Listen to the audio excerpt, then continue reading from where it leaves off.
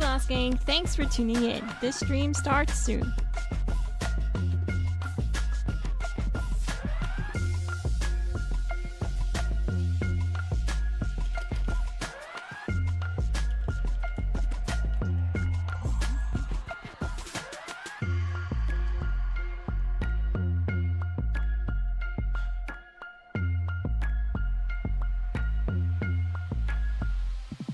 Shout out to J-Swim, not an alien, ROV Chaos, thank you so much for being here, Glass Gang.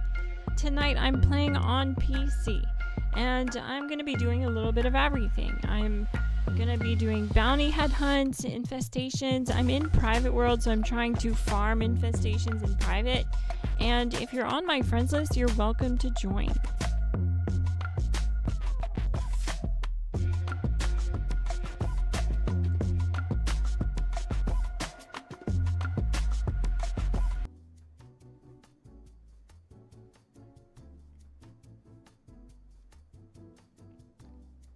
Don't forget to smash like on the stream.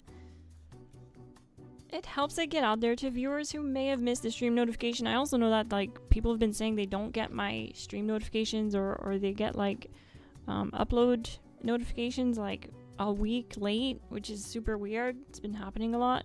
I've been seeing that a lot in comments. I hope you guys are doing well. I hope you're having a great weekend. Guess what, gang? Tonight I am the law.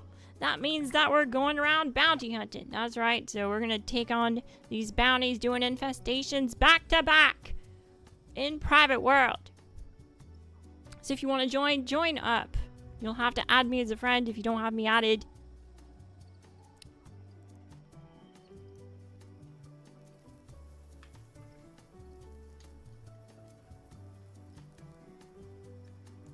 Tonight I'm on PC, Coyote 5.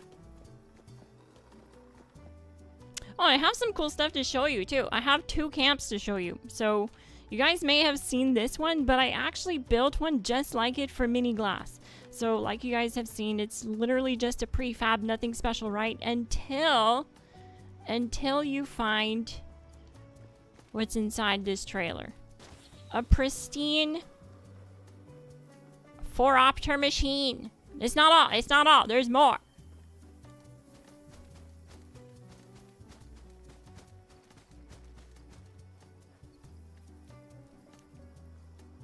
This is where it gets interesting. This is my new underground base for my mule. I was gonna say for my mule, but for my main character on PC. And we have a bit of a problem. We're infestated ourselves here. The funny thing too is all of these bugs, look, they hate the teal. They keep attacking the teal bathroom set. It's so funny. Even the roaches hate the teal bathroom set. There's so much hate on the teal bathroom set. Even the NPCs can't stop themselves. Kinda can't blame them though. But yeah, this is it. I have it set up. It's all done. It's all nicely decorated. I made some small adjustments. Like I merged this lower into the ground so it would look better. But I just love this. This is inside of a tunnel system, by the way, that's underneath the road here. And as soon as mini glass gets in, I'll show you guys a camp that I built with mini glass. It's right along here somewhere. And my goal for this project, I have a little project idea where people in my community could build camps under map, whether you're a raider style player or a ghoul, it'll definitely fit the vibe. And we could build camps all the way down here, down the road. And have our little underground community. So it's pretty neat.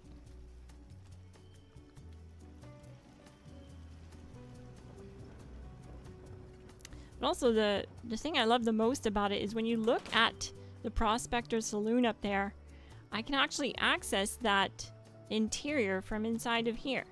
I made it look like basically I have my own entrance into the Prospector Saloon from down here. Because I'm the owner of the Prospector Saloon.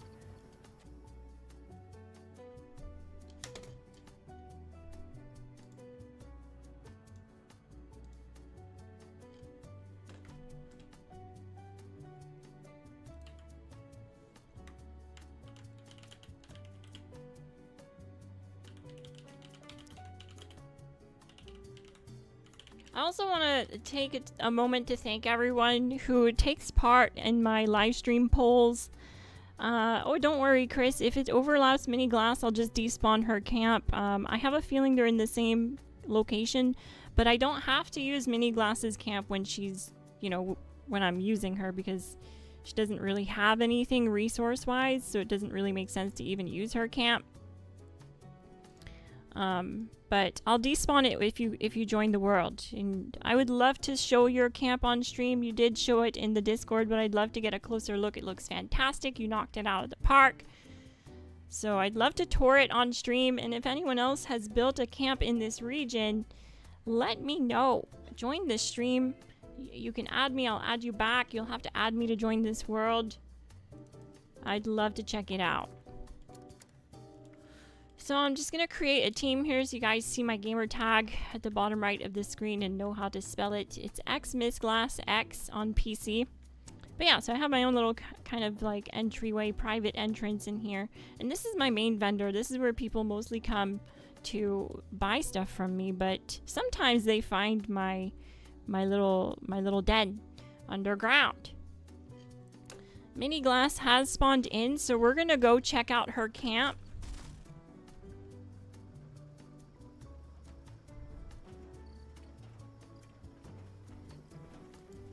I also put some time into her. She's running a handmade build. It's pretty neat too. She has a full set of civil engineer with mutants, +2 agility and active mods. So she is rocking. Okay, so Mini Glass is this way. See, it's right here. Mini Glass's camp. So let's go check it out. We're camping underground. I hear danger, gang. Tonight I am the law, so we will dispense it accordingly.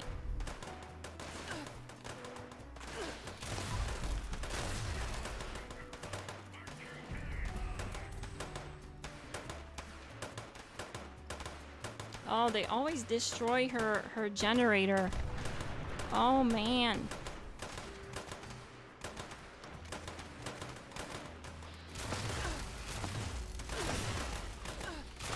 Attention seekers!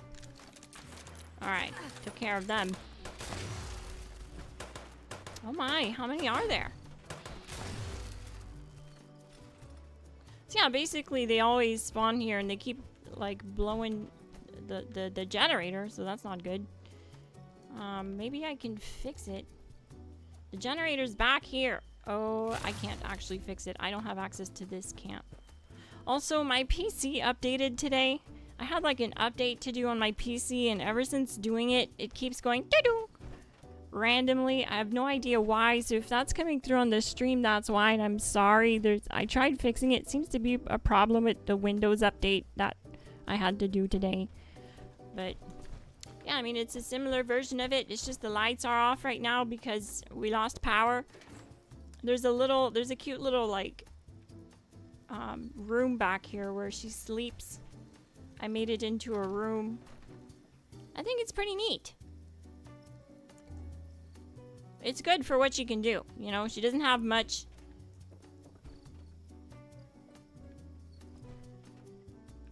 But yeah. So the idea is to have my Discord community build all the way down this road, because it even extends up this way and goes down all the way down here. So we could be like an underground community down here. There's a bunch of openings too. I'm gonna despawn her camp so that Chris and anyone else who would have built one can show me their base. There. So now that's despawned.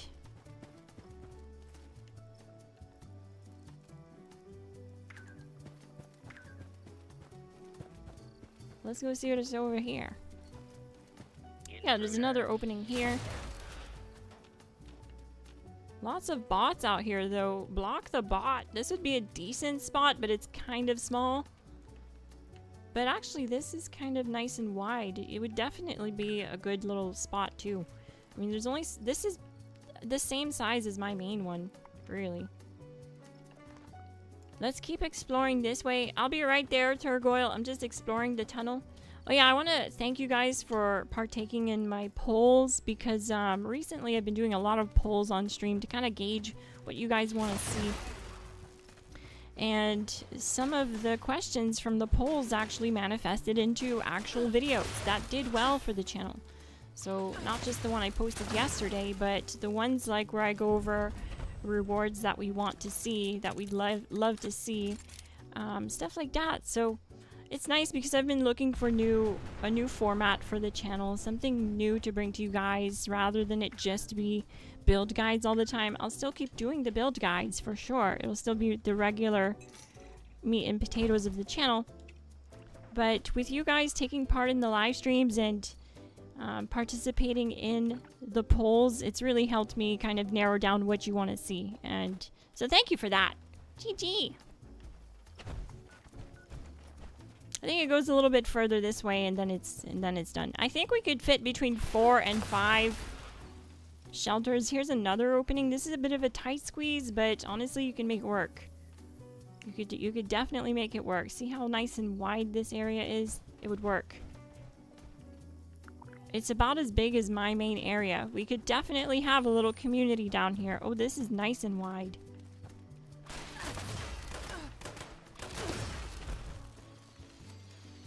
Neat.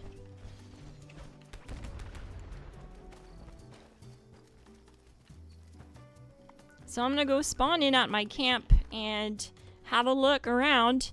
Looks like Chris joined my world, and he has a base like this that he built after watching my live stream and decided to take on the challenge when I put it out there that I wanted you guys to try and build on this road.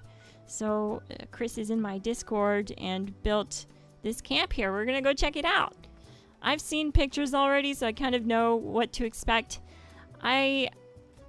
I haven't seen it in person though. I kind of want to go under the map and go there, you know, make it authentic. I don't want to just run across the road. It's neat that I can see it from here though. That's cool. I was hoping we'd be able to, because sometimes with render distance, it'll like despawn camps, but we're neighbors and we can actually see each other. That is cool. So let's go down here into the main area.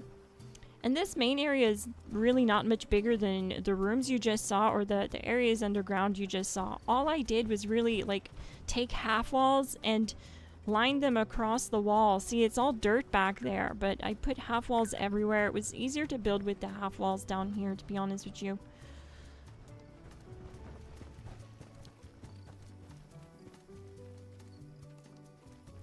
Yeah, I've always wanted to do something like that. You do see it sometimes. Roleplay groups will have camps on here, like all back to back, like the Brotherhood of Steel or something. Oh, I love this already.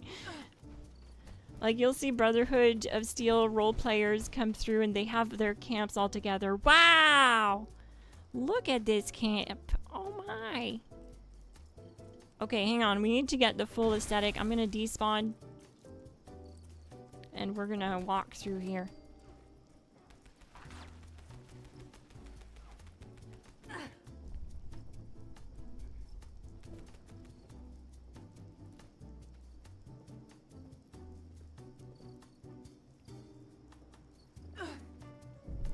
This is a really nice job. This is what I love about this game. Everyone's creativity, it never ceases to amaze me. Oh, this is the bedroom. It's kind of dark in here, but to be honest, it just fits the whole vibe, you know? It's not, you're not expecting a place like this to be well lit. In fact, if it was well lit, it wouldn't really look legitimate, I don't think. But it is well lit too. I kind of feel like I'm using the words wrong. It is well lit. It's bright enough. Plus the green really fits the ghoul aesthetic.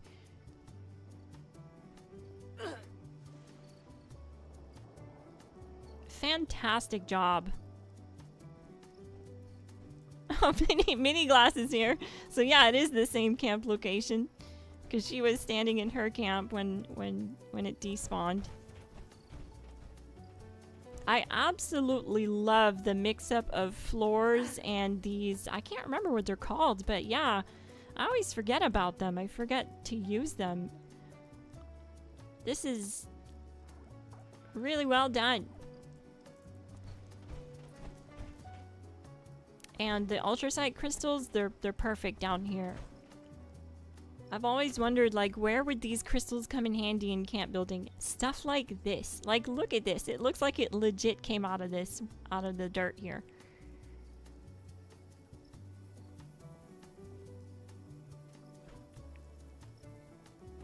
Geezer dude, my PC handle is XMS Glass X. So X Miss Glass X. It's at the bottom left of the screen. I'm on the team, so if you want to like just reference that visually so you know how to spell it. It's not MISS, it's just MS. Super cool. Love it. It fits the Ghoul vibe. So that's neat. So we have 2 camps side by side. We could easily fit 2 more. You guys saw it. There was like 2 locations I spotted with openings in their own sort of like entryways like this. Like, see how he has his entryway built through the ground of the destroyed road? It's like that. Oh, we still haven't checked out the top. We have to look at what's up here. Start with this. This is a shelter, so we won't visit that right now. This is a bus stop. Oh, I love that. You use the shelter entryway as a bus for the bus stop. Nicely done.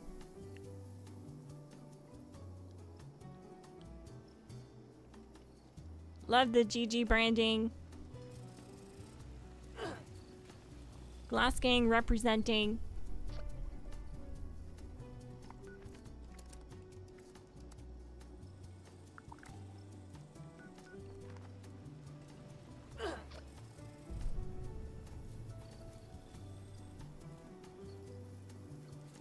I also have some bounties saved up, and I think I have enough caps to buy more on mini glass.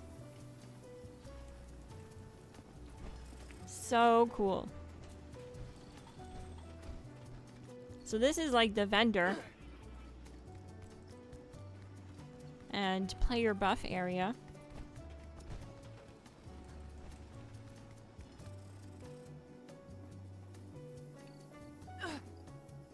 The weather machine helps make it seem darker. I totally agree.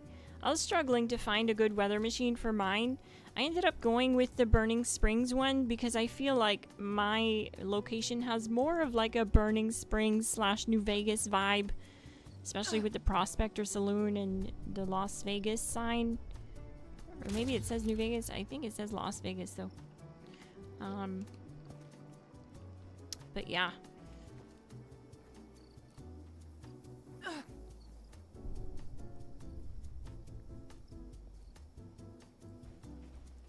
This is ultimate lore-friendly camp building. It's very immersive as well. Oh, I'm feral! I'm absolutely feral, gang.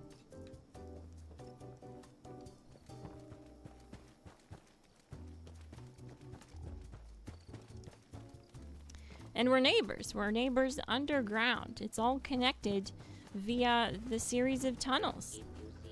And this is my little area. Be sure to contact your local authorities.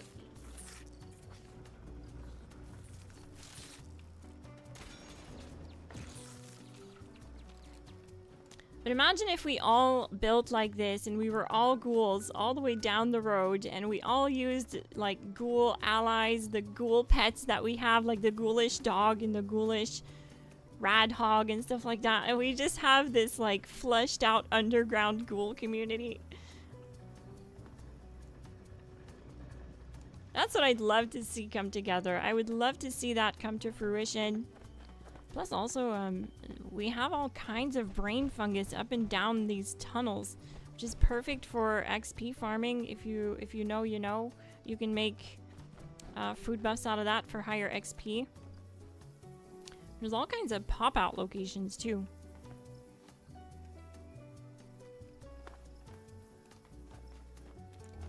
And it's not even that far between the two. It's not a far walk.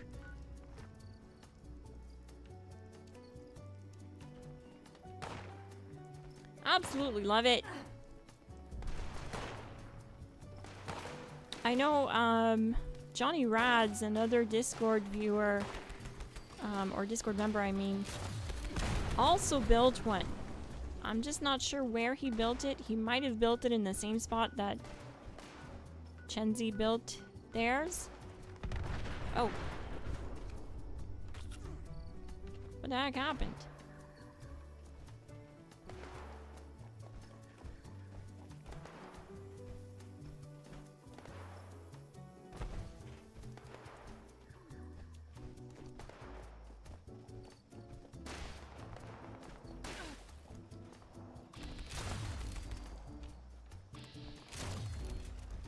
Even though I'm feral, I still have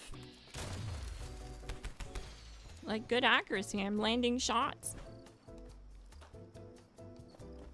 That's interesting.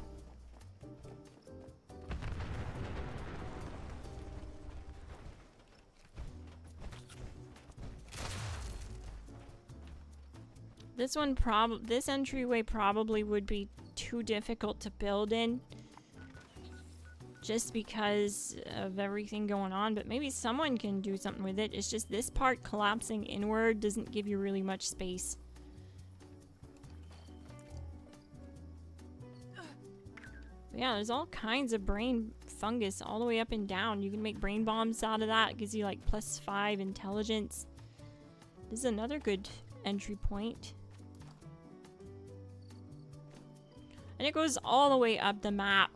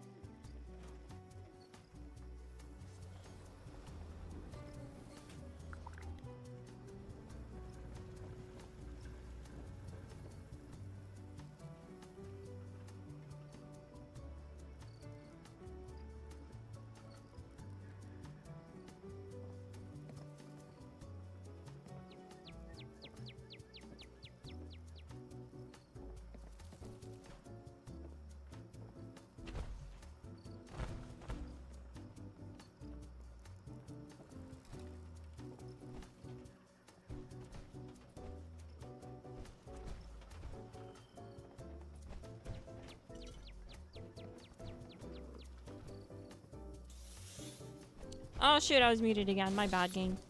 Basically, what I was saying is that this caged ball blighting was already here. You can kind of tell that it's longer than the ones that we can put down, right? Like, if we look at the longest one I have, it's this one. And it's nowhere near as long as this one right here. This one's very long. This one was here already. So that's why I went with this lighting. Down here, I decided to match it to what was already here. And in my camp, like, I'm gonna despawn it so you guys see how much work I did here. We also have an infestation that popped up, gang, so we're gonna go do that. But look, see, there's already some lights here, and my entryway, I didn't even have to build it. It was already here. So I basically just had to put up the walls and decorate.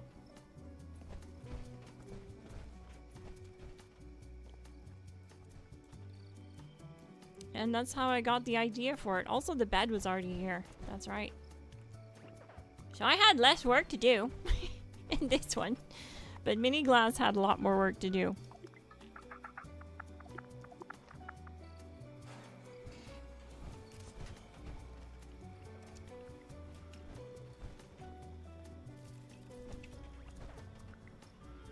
Hey, hey, from Peru. GG, Dr. Ghoul.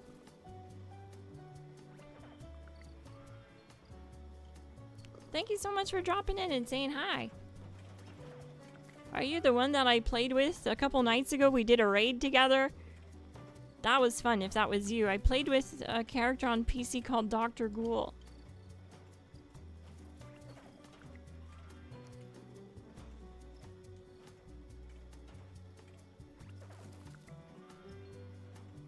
And I also love the idea of using the ultrasight crystals as portable powered lighting, or free power lighting, I guess.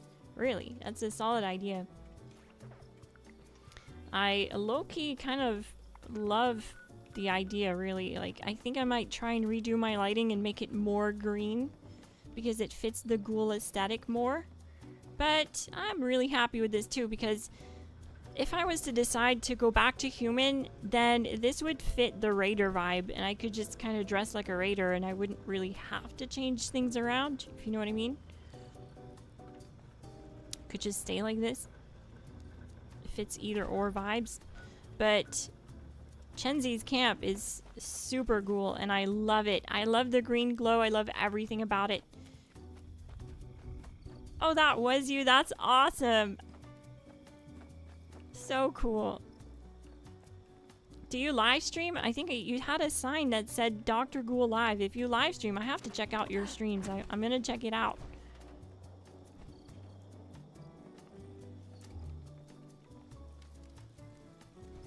That was an awesome raid too, by the way.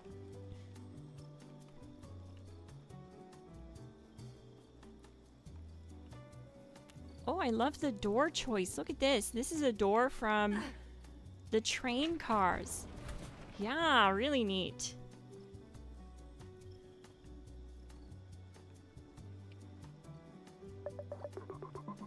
If you want, Chris, you can actually despawn the camp while we're standing in here just so we can see how much work you actually did.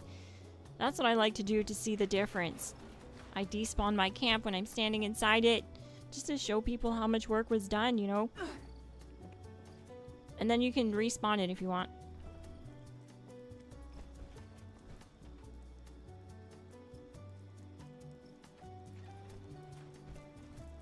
Your secret lab was awesome. There was so much detail. I was looking up and down and I was like amazed at how much work you put into that location. You must have hours and hours and hours synced into that build. It came out great though. I loved every corner of it. Yeah, look at how much work is totally different. Look at how much work went into this camp. It's literally just dirt. There's no pre-existing stuff here at all. It's not like my location where I already have some lighting and some flooring and some walls. There's nothing here.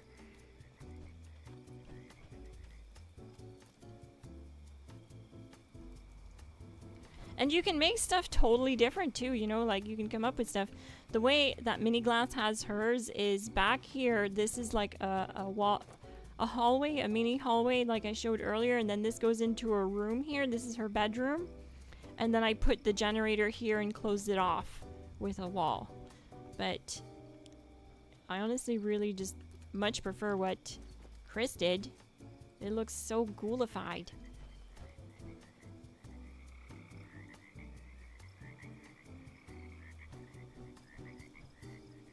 That's awesome! I'll definitely check out your streams, Dr. Ghoul. Can't wait.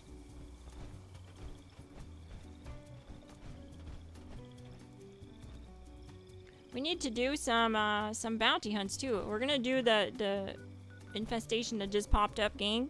As you know, tonight I am the law, which means we need to go around and, you know, take care of business. And tonight I'm using my pepper shaker build, my non-power armor pepper shaker build. This gets a 38-second solo snake run, so it hits like a truck. So we're gonna go mag dump these infestation bosses right after I get my 4-opter buff.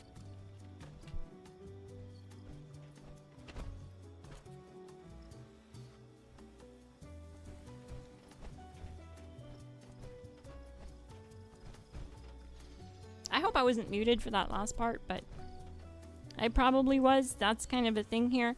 I have a bad mic. It's sad because I do love it. I love the way it sounds. I love how compact it is. It works well with my tracking, but the biggest problem is I can't tell when it's muted.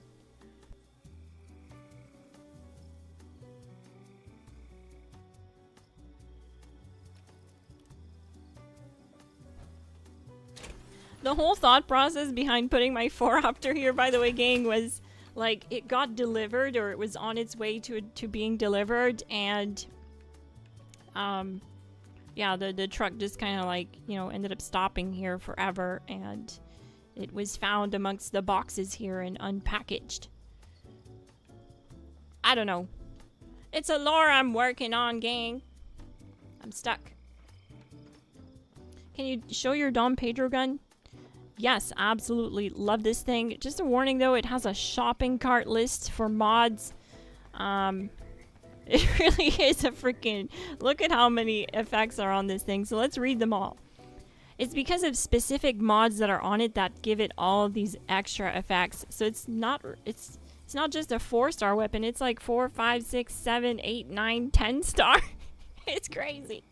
Okay, so we have quad for 300% more ammo capacity.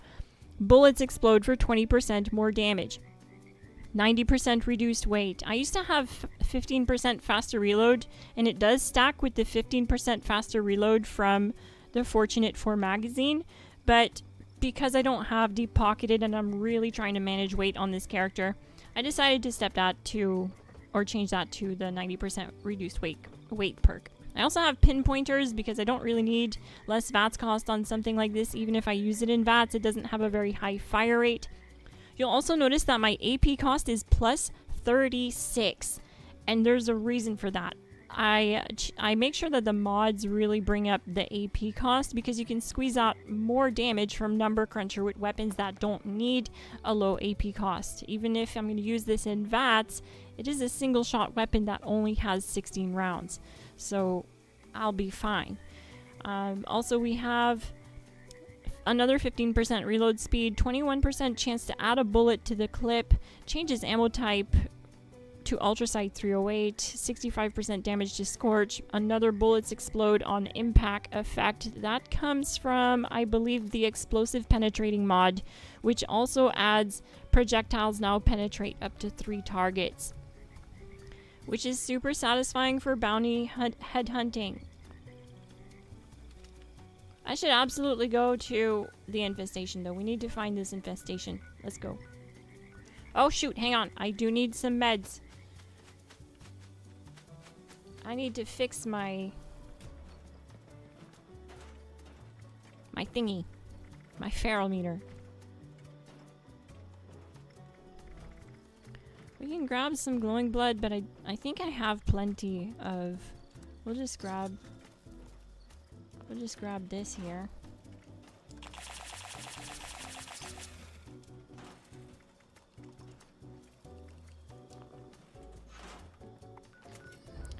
Thank you for the purchases. GG.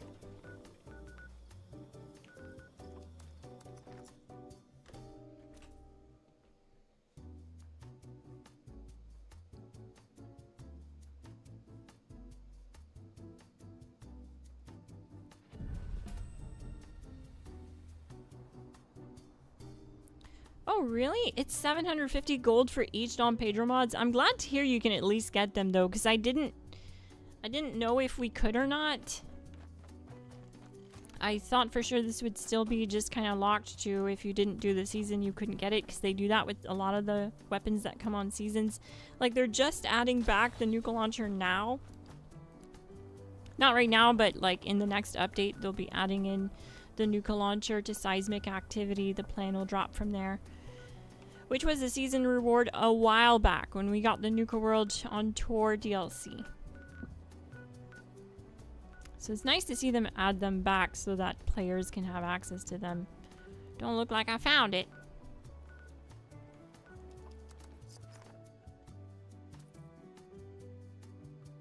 GG, Maracus. Thank you so much.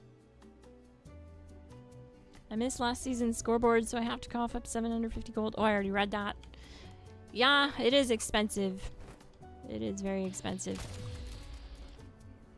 So it's not here either.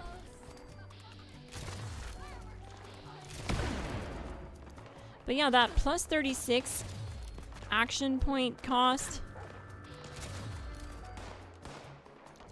doesn't really make a difference for this weapon because it is a single shot weapon. It's not like we're just running through our shots here.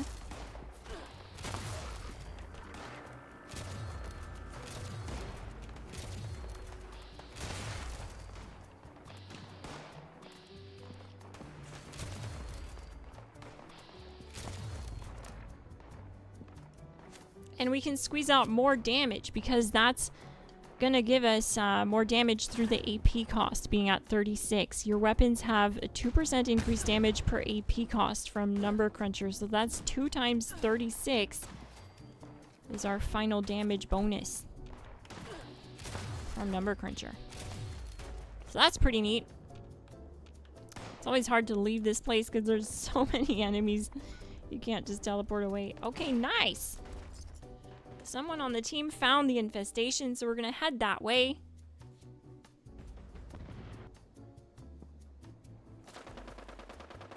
Son of Batman, GG, welcome to the stream.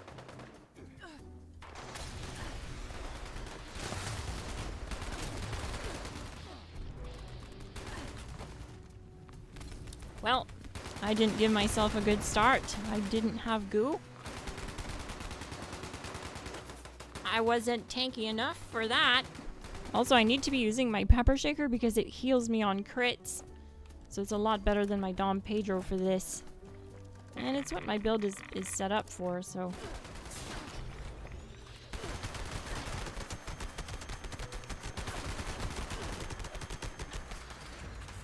Bingo! Pepper shaker makes quick work of that.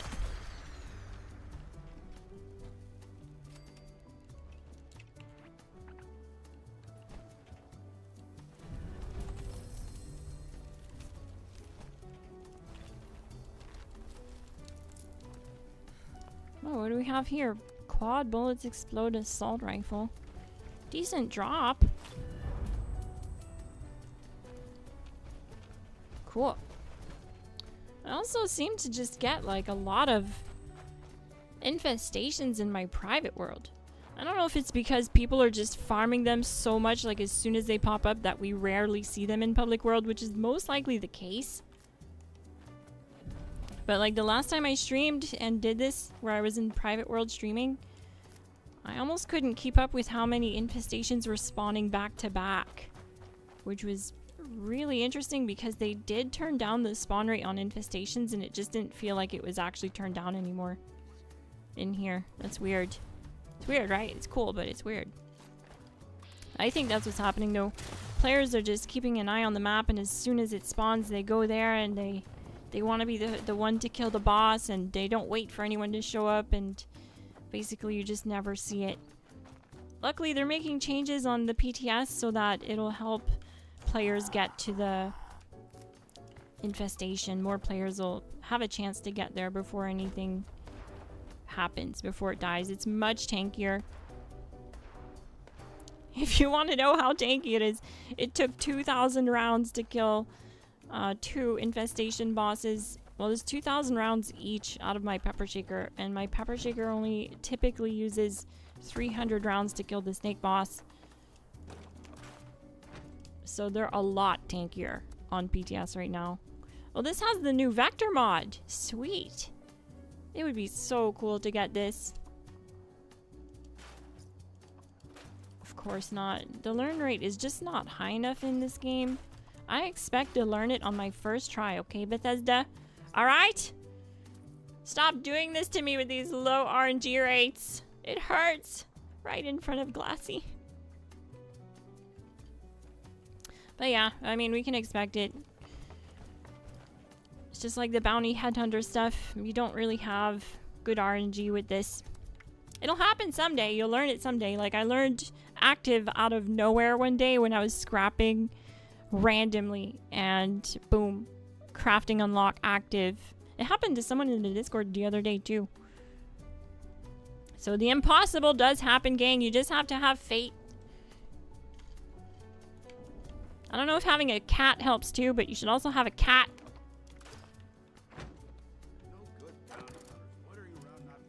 You should also be a cat. I still don't entirely trust Sling. But that last part's optional.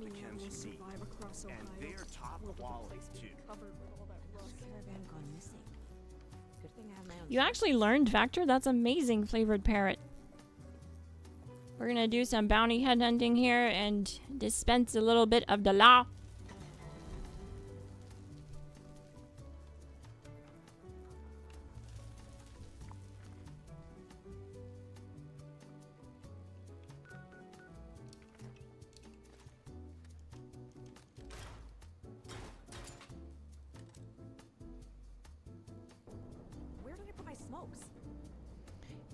Oof, that's rough. Traded 400 pinpointers and rangers.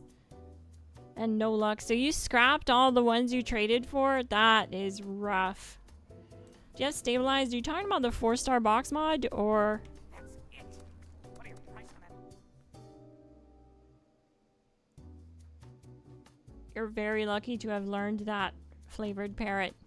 Your RNG's cooked for like the next year though.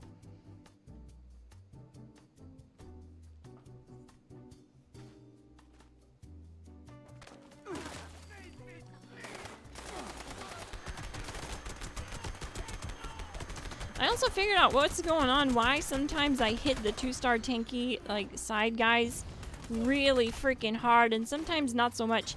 So on this version of the build, I tweaked it a little bit where I don't have easy target. And so I'm not doing as much crippling damage on this version of it. I noticed that when the stars align, when everything hits just right, when I'm doing that crazy damage to those tanky 2-star targets, it's because of two things. I have my crippling damage on the build, and 2, they hit me at some point. They would have hit me or hit me first or just hit me in general, and it activates or procs my taking one for the team. So when I have my crippling damage bonuses and taking one for the team proc, I hit those tanky 2-star guys so freaking hard. It just deletes them.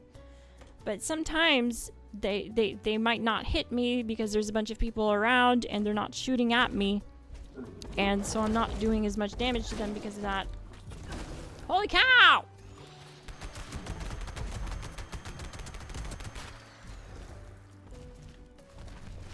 That guy came out of nowhere. Freaking Deathclaw. I love that though. That's a sneaky Deathclaw. That's like what they're known for. Okay, can y'all stop? I'm trying to do this bounty.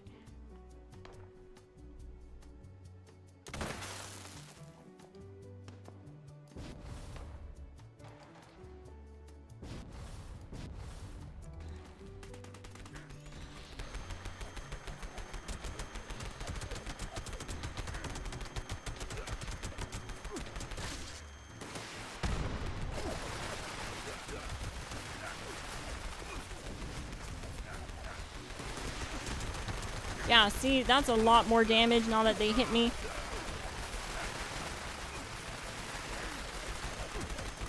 I need to remember to goo up, though.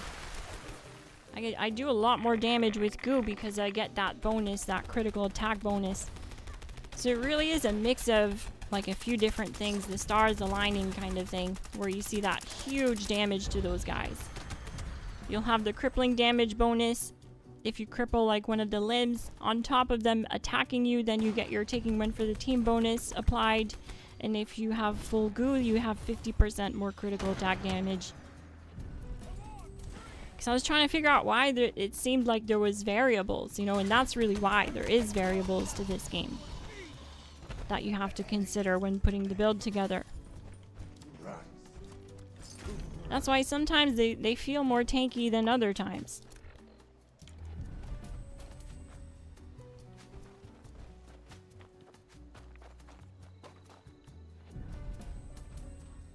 Filthy one, GG.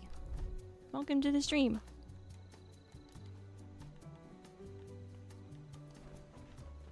Let's area loot.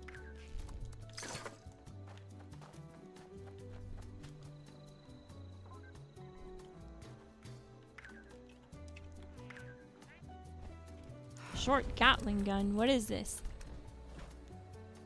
Oh, dang! Hunter's explosive stabilized. 4-star Gatling gun. Thank you. That's nice of you, GG. Hey, Cable. Do the headhunt bosses do less damage to players on PTS than live? The headhunt bosses? I haven't really noticed a difference, Antonk.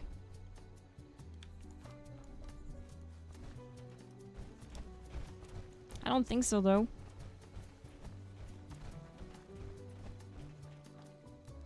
Same damage, but probably track you better on Private World. I would agree with that statement.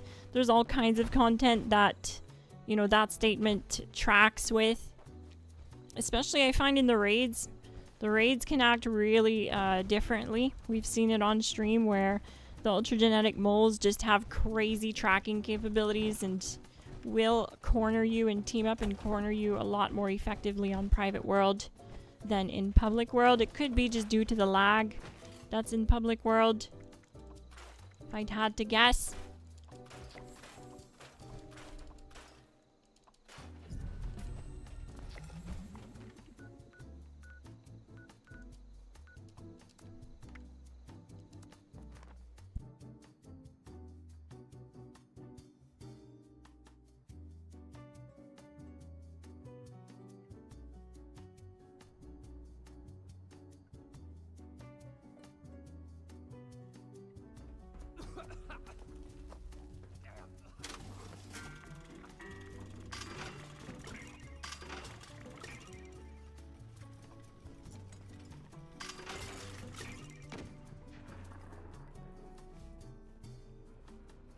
You want to buy anything? Fine, ignore me.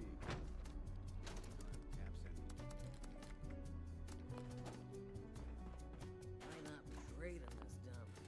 What's out there is worse.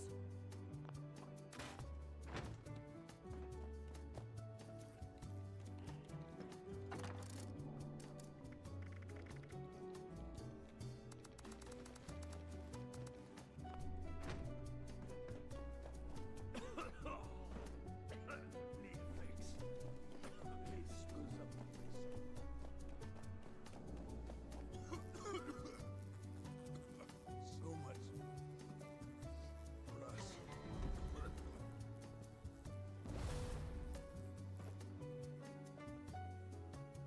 You been down below?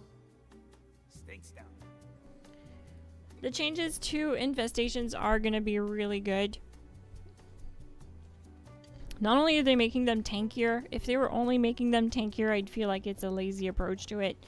But they're not only doing that, they're actually making a different kind of approach to it where you have to kill targets. You have to kill like all of the minions or like wingmen, if you will, before the final boss of the infestation will reveal himself, which is neat.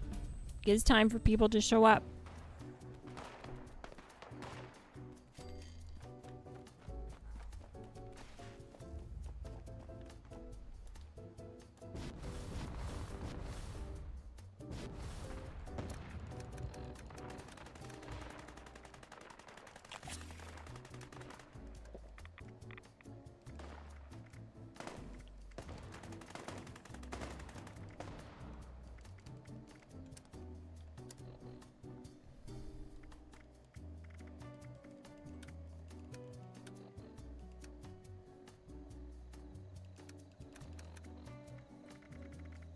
It's like I'm out of company tea.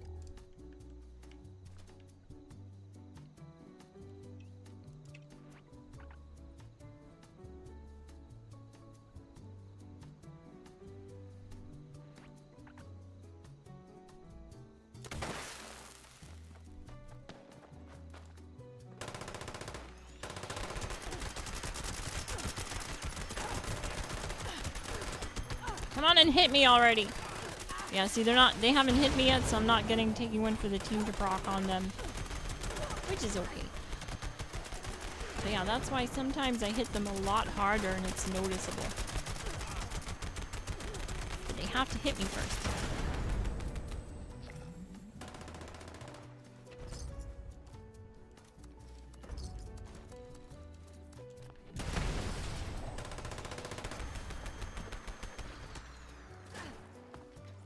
360 no scope.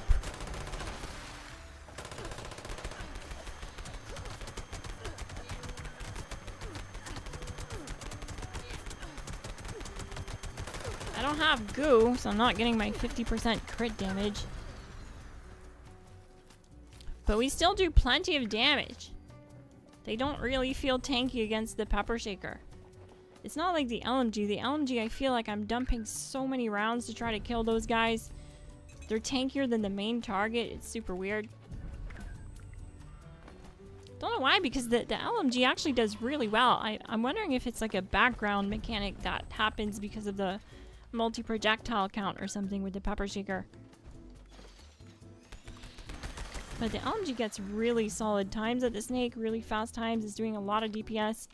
So I'm surprised the LMG struggles with those little 2-star tanky boys. I don't know why they're so tanky either. That's really weird.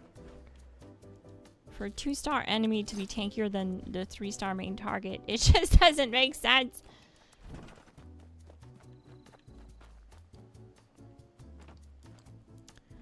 But this is a Fallout game, so it doesn't really have to make sense. It's an alternate universe, after all.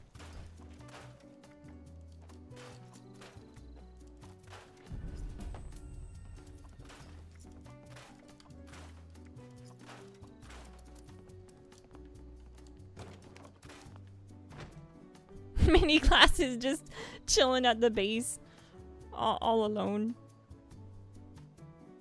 Oh, she's at Chris's base actually. That's cool. She can stay there.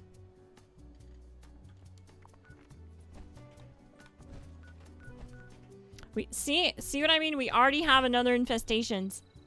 Just like that. It's definitely popping up more frequently on Private World. Like, that's not just, it didn't just happen once. It's back to back, it seems. It's pay to win, gang.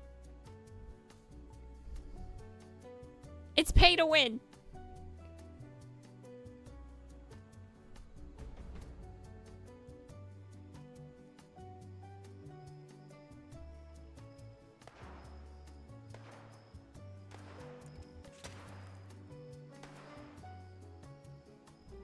I agree with you, Anton.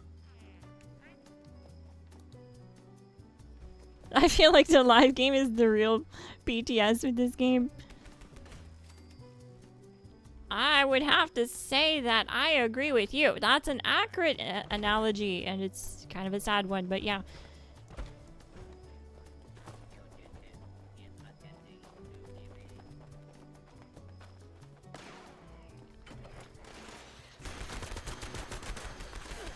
Oh, we're out of bullets.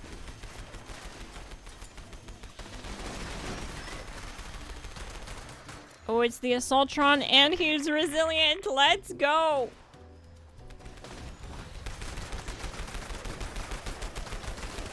You gotta hit him in the feet. They really don't like it. That's the weak point on the Assaultron boss.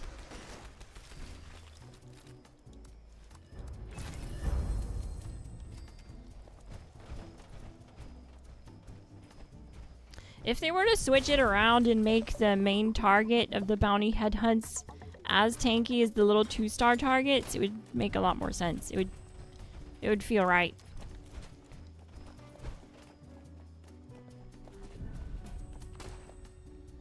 Your attempted mistake is only making things worse for you.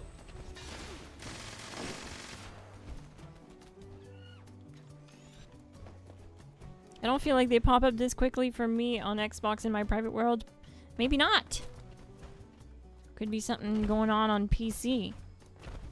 But like, the last stream I did where I was doing this, I was building my camp, my underground camp that I showed you guys, and 3 of them spawned like back to back. As soon as I finished one, another one was already up, and I was like, oh, okay, let's go do it. That's cool. I got lucky, I guess.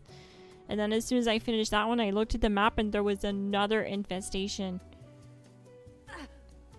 So that was crazy. Mutated event. Yeah, we can do it. I think we have enough people here. We should absolutely be able to do it. Another weird thing is Mini Glass has been getting Fallout First rewards. And she doesn't have Fallout First. So that's weird. She plays on a completely different account. Oh, that says Las Vegas. Why would they do that? That totally breaks the immersion for me. It should say New Vegas. I don't know, man. I just noticed this sign says Las Vegas. I thought it said New Vegas. Oh, that's... okay.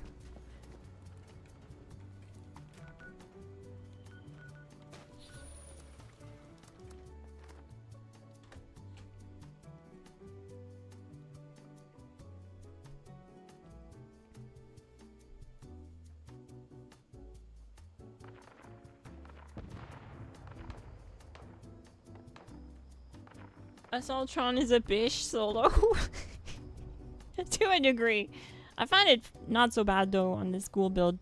But it's almost impossible for my unyielding character to take on the Assaultron. It's just that head cannon laser beam thing just one-shots you when you're an unyielding. But my Ghoul character can tank it pretty good.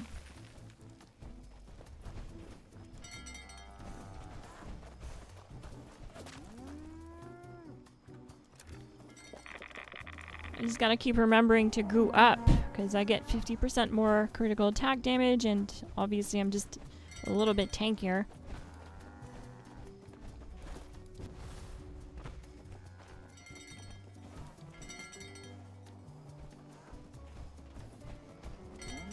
Is there a Novak sign? Is there actually a Novak sign? I have a Novak camp, but I couldn't find a Novak sign. I'll have to keep an eye on the shop. If it's in the shop or something. Oh.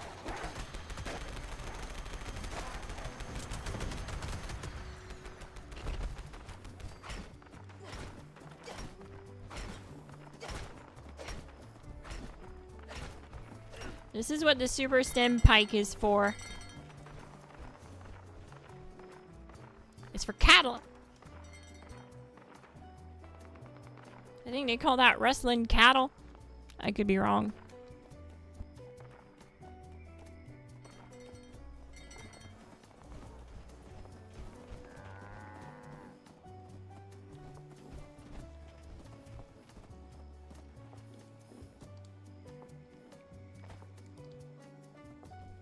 I don't know if that applies, play slow. I know what you mean, but I don't know if that applies to the Assaultron infestation boss. The weak points were data mined on that thing to be in the legs and feet. I think there's only one point you can target, but yeah, it's like the legs.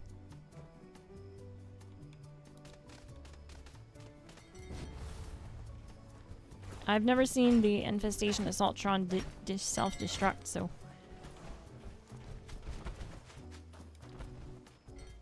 But I could be wrong. Worse things have happened.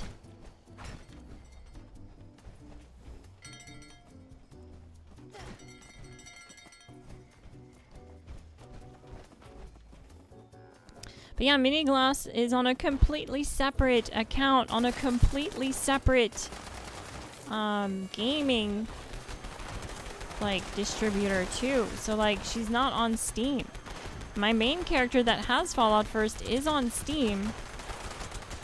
So you'd think it would be separate, and she doesn't have access to any of the Fallout First scrap boxes or ammo box.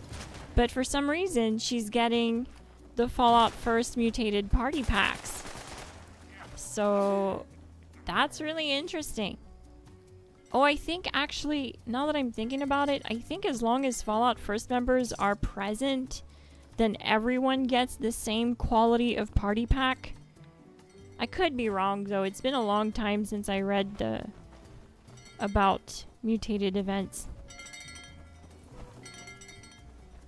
But if that's what's going on, that would make sense. Because I've been trying to figure out why she's getting Fallout First rewards.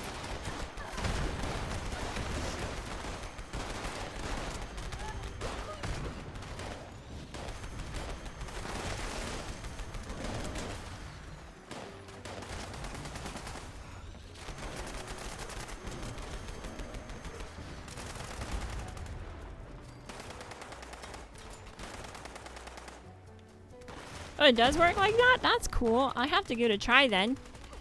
Next one we see.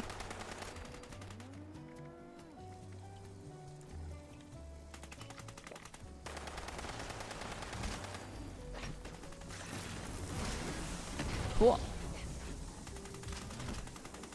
Oh, the super stim pike won't work for this guy.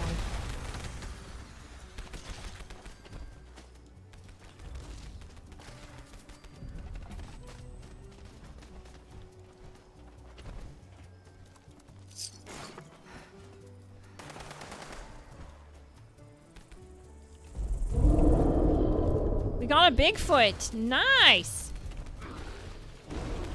And I'm overweight. Great timing. This guy is so tanky, he's like impossible to cripple. I noticed that about him. I'm gonna go get the higher ground so he doesn't come and club me.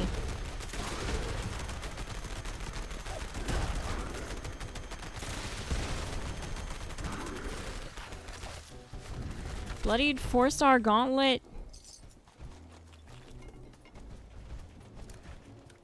Cool. I'm glad he's still spawning. I hope they keep him around.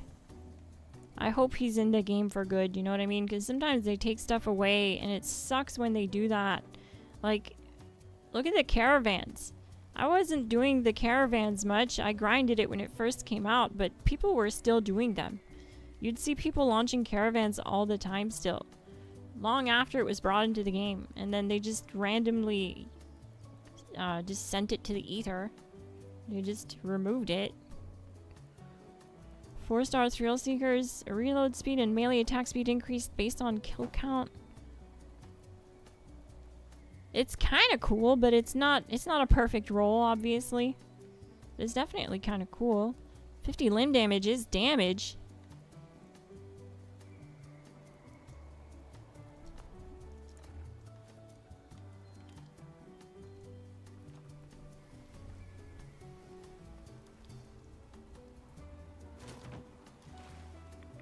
Oh, so it does work like that? Okay.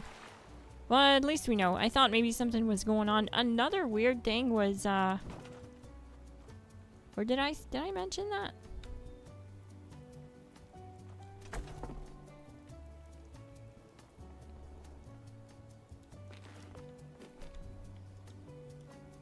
Another weird thing was my ghoul character mutated from rads.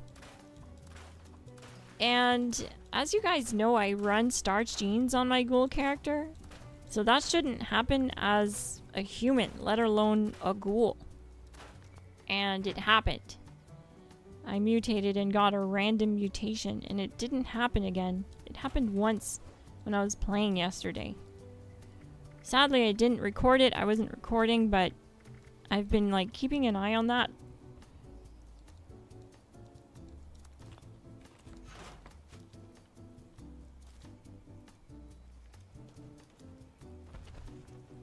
Could be a bug. Could have just happened that one time.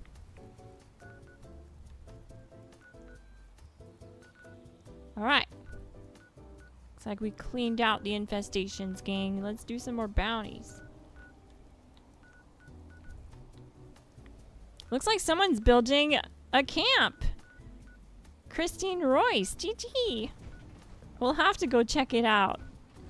So we have another person part of our underground camp community. Neat. Love to see it. We'll go take a tour of all the camps here later. I'd love to see, like, I think we can fit 2 more. I think 2 more should fit between here. And 1 more should fit at the end here. And we could have, like, I think 6 in total. That would be amazing. And we all use, you know, ghoul allies. I mean, you can use whatever you want, but if you're not a ghoul, then I guess it makes sense not to have them. But since I'm a ghoul, I'm going to have my ghoul character and ghoul ally and ghoul cat. And it'd just be fun to see all the ghouls living underground. I need to do my carry weight food buffs, though. The heck? I'm taking damage. I'm taking like 1 rad. When that happens, when you can't fast travel out of where you're trying to fast travel from, you just daily op dip. That's when you open your map, you select daily ops, you go to it, and then from there you can teleport anywhere as you want.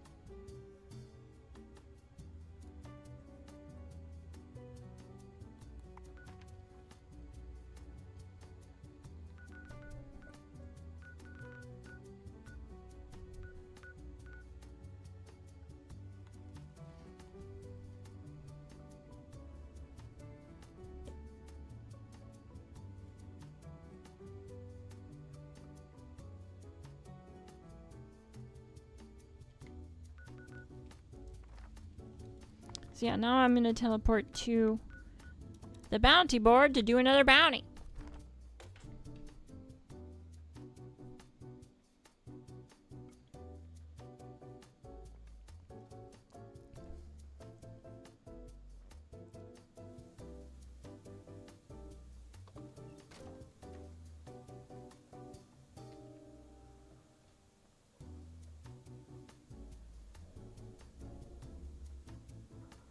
Oh, you can get stuck in the bathroom. No.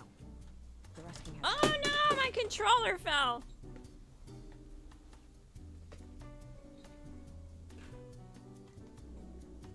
This thing has taken a serious beating.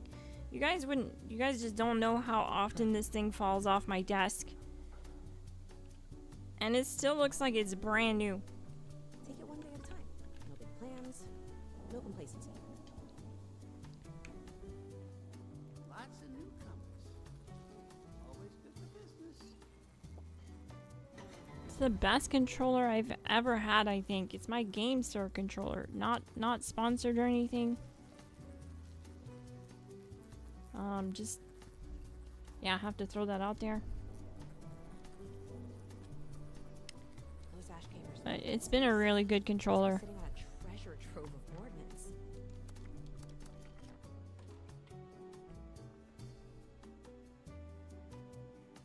How do you use stacks? When you start firing your weapon with Bulletstorm, it really depends if you're using what stacks you're talking about, but I'm gonna assume you're talking about Bulletstorm stacks. They get applied as you're firing the weapon. So if you look at the bottom right of the screen, I have 20 stacks of Bulletstorm active currently. And that's because I've been using the same weapon. And as long as I don't switch to any other weapon, it won't disappear. It will drop down to 10 stacks if I reload. You lose half your stacks when you reload, but as soon as I start firing again, you see that it starts building those stacks again.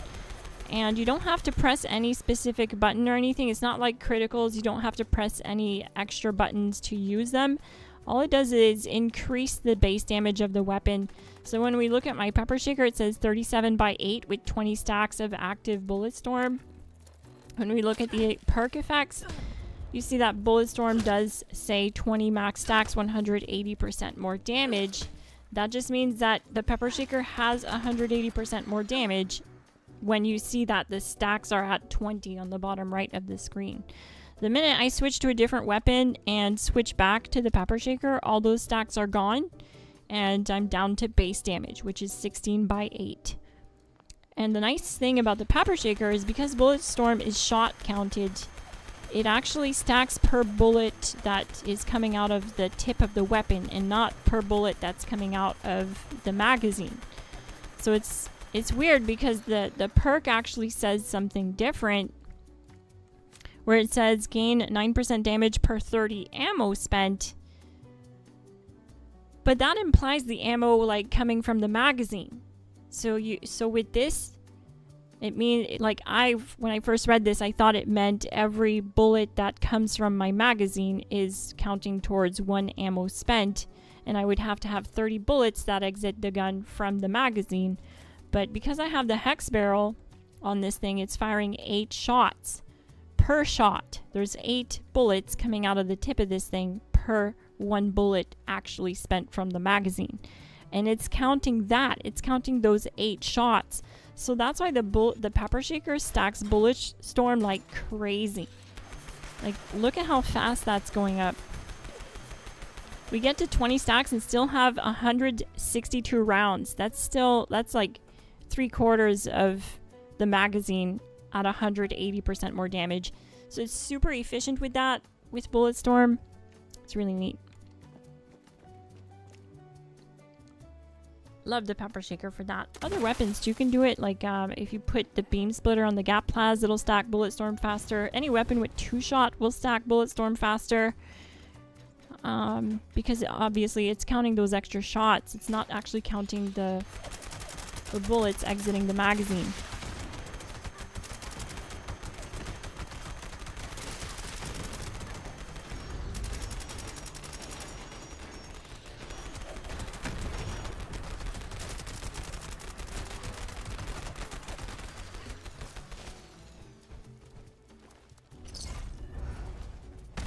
I didn't mean to attack you, Christine Royce.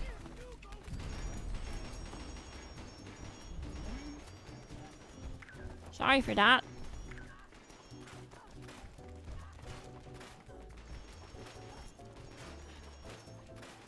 See if we have anything with any of the new mods from this DLC.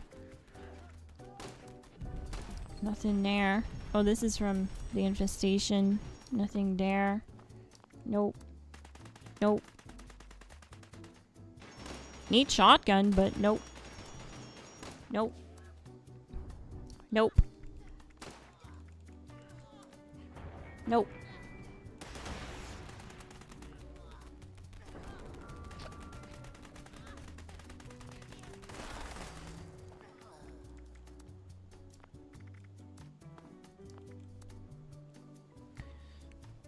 Four-star radioactive powered.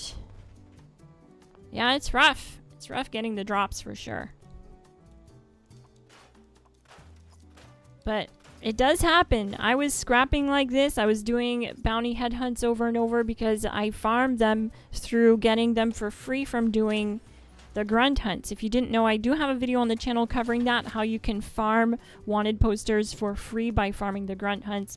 You just gotta keep remembering to stash them when you get them dropped from the grunt hunts, because if you have a wanted poster on you while you're farming the grunt hunts, it won't drop you any more of them. So every time you get one, you want to stash it right away and then keep farming grunts. And so that's how I farm up my wanted posters. And you also can have the new mods drop from there. That came from this DLC, the Bounty Hunter DLC. So like stuff like Lucid mod drops from this.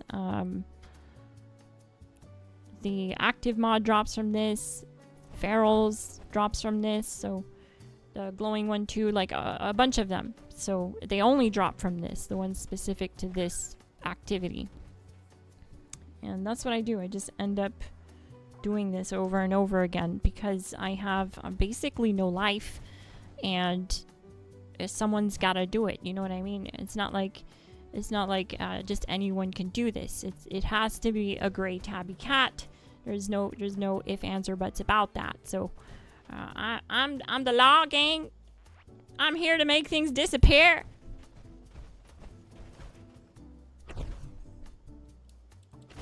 But one day I was just scrapping away and I randomly unlocked the active mod on this character, which was super nice to see.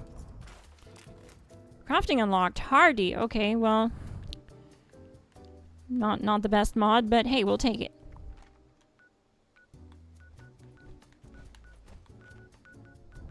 I'm gonna keep an eye on Christine Royce. I think they just started building their camp, so we won't go see it right away. We'll give them time to let me know when they're ready for us to tour it. Is Bulletstorm just for heavy guns? No, actually, it's not. But some weapons can't get a meaningful bonus from it. What I mean by that is because of the nature of how I just explained that this weapon is able to stack Bulletstorm like crazy, because you can switch out the barrel to have 8 shots or 8 pellets per shot exiting the gun, and it is shot counted. It means that it can stack Bulletstorm super easily up to 20. But weapons that don't have a spread, that just shoot like 1 bullet at a time, like the LMG for example, are not able to do that so fast. They're not able to build Bulletstorm as fast, which means they can't reach that 20 stack of Bulletstorm in most cases without quad. So look at my Furious LMG. Now I don't run quad on the LMG mainly because it has a decent mag size with the new mods. You can get 200 rounds out of it with Furious, and the Furious bonus is more meaningful. But what ends up happening with the LMG build is I don't run bringing the big guns. This gives you your Bulletstorm stack limit is doubled. It lets your Bulletstorm climb all the way up to 20. But if you're using a weapon that you notice can't get past 10 Bulletstorm stacks, when you reload and you keep seeing that you're reaching like 9 and 10 or 11 stacks or maybe 12 stacks or 15 even, if you're not reaching that 20 Bulletstorm stack limit, it's really not worth running this card. So you can drop this in favor of other things, but you at least have to have this on the on the build for Bulletstorm to work. You'll get up to 10 stacks of Bulletstorm. Bringing the big guns just lets that go all the way up to 20. But yeah, it's not just for heavy guns. It does work on stuff like handmaids and the fixer and just anything you want to squeeze out more damage with. I know it's misleading. I hate that they used like big guns, like the images of the big guns perks and stuff like that. If you guys remember, if you guys are old heads and have been around for a while in this game, then you know that the heavy gunner perks, it used to be a flat 20% damage bonus, which kind of made more sense. And when they did this, it made things a lot more confusing because people look at Shotgun Champ and they think, this works with shotguns only. But it works with any weapon that fires multiple projectiles. This gives 10% damage to crippled targets per projectile your weapon fires. This is another card that's doing a lot for me when those 2-star bounties, the side guys, actually hit me and I cripple them. I cripple one of their limbs. This will activate and give me 80% more damage because I'm shooting 8 projectiles. And this gives me 10% damage to crippled targets per projectile your weapon fires. So that's 10 times 8. That's 80% more damage from the Pepper Shaker. Love this spread is another one people think only works with shotguns. And it's because you can't really take the images that are on these cards too seriously. It is really just artwork. It doesn't have to be heavy guns only to use Bulletstorm, even though it shows an image of the Vault Boy using a heavy gun. Yeah, it's just one of those things. It's kind of confusing. I wish they would have never done it. I kind of wish they would have left it alone because it was simpler to explain back in the day and it just kind of made more sense. Each heavy gunner card was for heavy guns and it added a flat 20% damage increase per card. So if you had 3 cards, that was 60% more damage. Just made more sense. It was easier to follow. Stuff too like this, the gunslinger stuff, I'm not a fan of. You have to have it basically if you want to min-max your damage. And it's just another stacking mechanic. Stacking mechanics are popular in other games. There's lots of other like new age games that have this mechanic, so I think that's why they're doing it. They're trying to bring the game more in line with like where other games are going. But now because of this, look at how many perks I have to have just to maximize onslaught damage. 1, 2, 3, 4 perk cards, and basically my entire agility section is just onslaught. You know, there's so much more I'd love to be able to squeeze in there, and I just can't because I'm min-maxed for DPS, you know. I wish things were simpler. Back in the day, we didn't need any of this, and we could just have all kinds of quality of life perks. Like I could keep Ammo Smith on, I could keep Action Girl on, I could keep, you know, all kinds of stuff. And now I can't. So it's sad. I want them to bring back the old ways, but I know it's not coming back.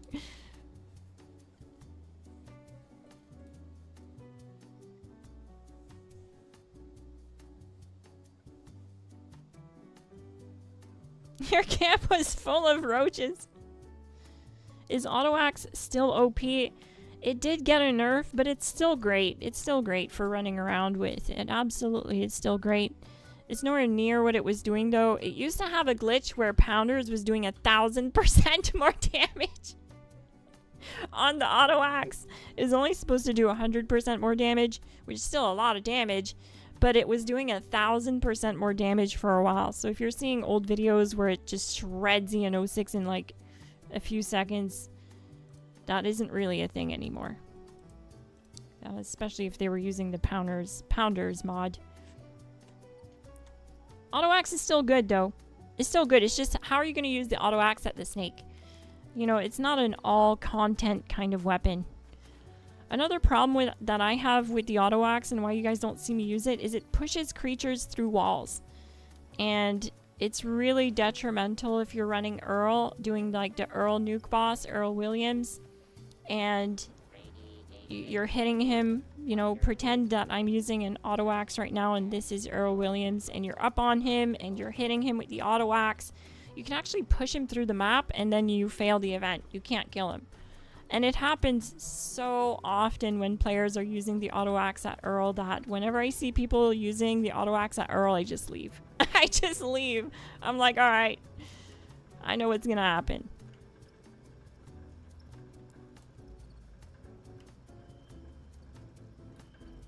Yeah, it's very good to use for resilient stuff. I actually don't have much melee weapons on me. I should change that. The auto axe is really good. The chainsaw is really good too. But basically what I have on me is the Tesla cannon. This is mainly what I use for defending the drill at stage 2 because of the electrician's mod on it. I just fire a few shots and reload and stun them. So I like using it for that. And then I have my Dom Pedro for my grunt hunts. Actually, this is my grunt hunt weapon. Kind of overkill for a grunt hunt weapon, but it's fun nonetheless. It's really fun. I love using it. It's helping me farm 308 ammo. I need to put it back to standard 308 though, just to keep getting like LMG 308, because I use standard 308 for my LMG, but the idea is to try and farm ammo for my 308 with this thing for my LMG. So I need to change that. Then I have this Medic's Scattered Bullets Explode laser rifle. The reason I have this is mainly for the raids if I'm with friends and they're taking a lot of damage from the smoke at the crystal stage at stage 4. There's nothing else really that lets you stim and revive players in the raids. There are perks on the build you can have like Team Medic, but it uses up some optimization. This just allows me to, if I see a teammate's about to die, like they have 1 HP and they haven't noticed, I can just zap them from a distance, you know. From a pretty far away distance, it'll reach them and kill them really fast with the multi-projectile. So that's why I use that. Then obviously my pepper shaker. Supremacy. Ultimate Doomslayer. If you see suspicious materials, be sure to contact your... Then this, I have this. This is my AP Factory. This is my favorite pistol in the game. I call it AP Factory because it has an AP cost of only 2. If you look at the bottom left of the screen under item stats, the AP cost is only 2 with these mods. You need to have the aligned very short barrel, aligned grip, and quick magazine with the standard glow sights to get AP cost down to 2.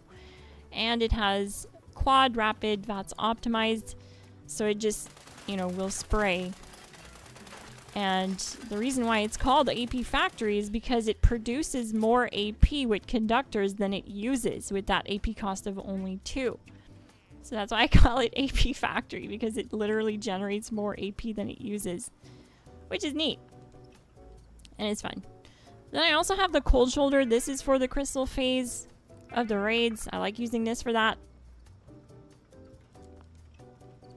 Then I have this boxing glove, mainly for PvP, because I think it's funny to whip out a boxing glove. It's rare that I PvP anyone, but that's why that's there. Has anti-armor, weapon speed, 90 reduced weight. It dropped like that, so I just left it like that. Then I have this thing on me, but I might switch this out. I just wanted to see if I could make anything like useful out of it. And it's kind of neat. It shoots like a red flame. So it's a bit different than the regular plasma flamer. But I might switch this out to a different, more powerful EPR flamer. The Enclave plasma rifle. Mainly because it shares the same ammo type as my pepper shaker. So I can just run the same ammo between the two, and it's really nice for that. And then the last weapon on my wheel is the super stim pike I use for healing friends and NPCs that I need to heal. Government research only. Camp tour, please. Just hopped on the vid and I'm intrigued. Sure, Chewbacca. Yeah, let's do a little camp tour. So this is my camp. This is my underground camp. We're going to tour the neighbor too because we're working on building an underground camp system of members in my Discord. We're all working on this to try to space out our camps so that when we load up, we're a whole community of ghouls that live under this road. And I decided to make mine have the New Vegas theme. So I have the Prospector Saloon from New Vegas, the Vegas sign, and I'm using the Burning Springs weather station to give it that dusty kind of Burning Springs vibe in this area. And when you spawn in around here somewhere, so you don't even really see my underground base. Most players just end up running into the Prospector Saloon. But this is built under this roadway here that I built my camp in here.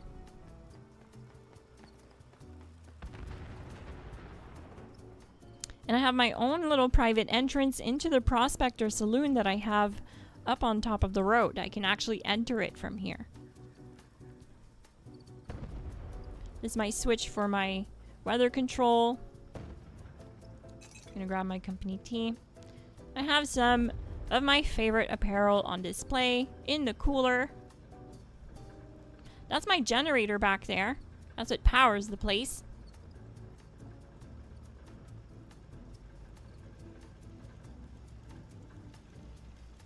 And this is what it is. It's just tunnels. It's a tunnel system underground that stretches the entire way.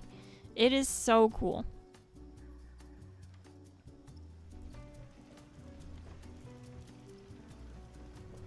It is important to be able to identify nuclear material. We're gonna go check out the neighbors' camp. Everyone's over there. What's funny is this meat pile is a rad roach and they keep spawning right here and they keep attacking the teal toilet. The teal bathroom stuff. They keep attacking it. Even the rad roaches hate the teal bathroom set. So yeah, there's even more room this way, which is north of me. Northeast of me, I guess. And as you can see, it just keeps going. Like, it does end eventually, but the heck? That was a scorch.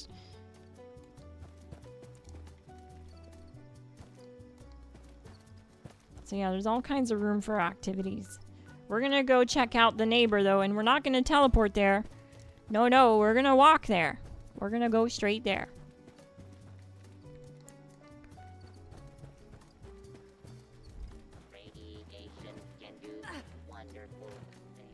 Chris did a fantastic job on his. He left some pictures in our Discord and I couldn't wait to check it out. Join the Discord, link in the description if you want to join us in trying to accomplish this little community build idea. And here it is, we're already here. We're pretty close neighbors. It's really neat. But something's attacking me.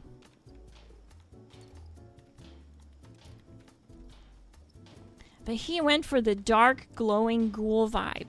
So it's very green and dark down here. And dirty.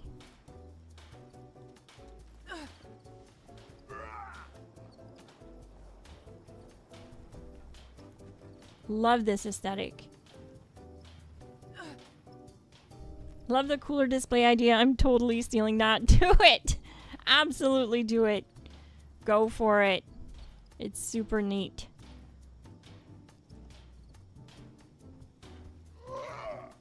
What the heck?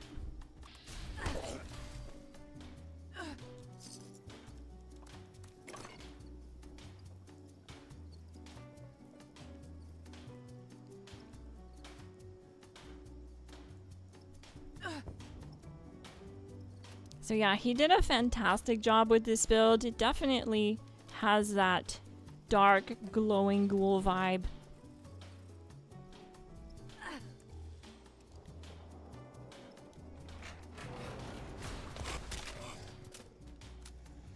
We have a mini infestation going on here, apparently.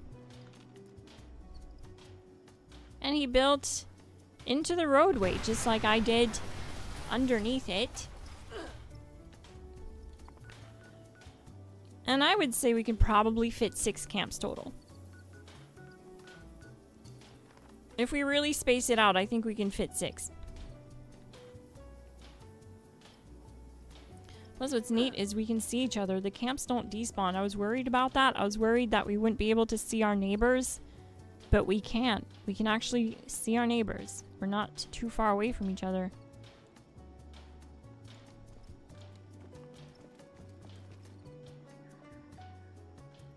I think the weather machine does the damage effect but doesn't work. Oh, okay, that makes sense. I was wondering what was going on. Sometimes I take, it's like I take damage but I don't. It's just the sound effect. Like that. See, it just did it. Yeah. I think you're right, Chris. Let's drop down here.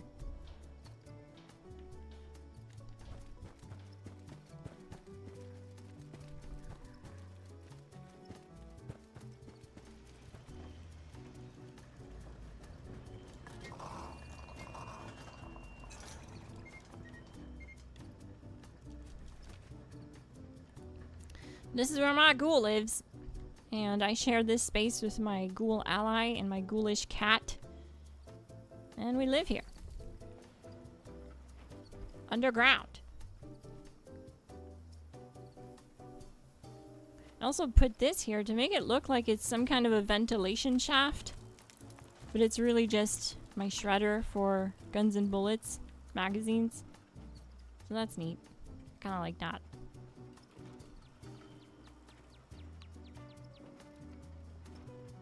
And how I ended up walling the place interior-wise is I just free-handed put the walls there. Like, you free-handedly put the walls up. It is difficult to build down here, though, gang. Basically, everything has to be on these little floor mats. It's not, some of them are hidden, so you don't really see them, but see this pre-war rug? If you don't put stuff on rugs, they just spawn in the ceiling, and then you can't get them out because they're physically in the thickness of the roadway, and they're just kind of gone forever. So, that sucks. Yeah, I learned that the hard way. Everything down here has to be placed on to these rugs, but you can do a good job. You can hide it. Honestly, people just never notice, never even realize it's like that. But that's an old building trick that we used to use before the changes to the build mechanics, and we just had to do it because we have to do it. You know, everything is spawning in the ceiling. I also layered these pre-war rugs to kind of make it look like this is where people run the most. You know how it would wear down a path if you were running in the woods or something and people were constantly running there? I've just subscribed. You're a nice person and very helpful. Thank you so much, Wayne. Ask anytime if you have questions about stuff. Don't be shy. Sometimes I miss questions, but I try not to. I just ramble and yap a lot. So I try not to miss them. Good questions. I love answering them. There's no such thing as a bad question. Could you put one of the plywood responder signs from the Las Vegas sign, cover up the lost part, and put new? I probably could, Flavored Parrot. I actually think that's a solid idea. Hang on a sec. I did get the new letters. Let's try something. Let's try that. The new light up letters in the shop. I know I bought them. Did I buy them? I bought this too. Check it out. It's my new pontoon. We're gonna go do some fishing. It says you can place this anywhere, so hopefully you can place it in the water. I haven't tested it yet, but... Oh, I like this door. That must have came with the pontoon. These letters. This has to work. Let's get up there and put new.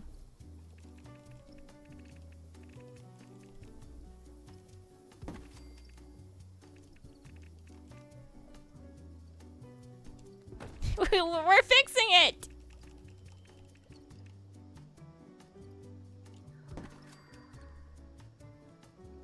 There you go. That's what I wanted, Bethesda.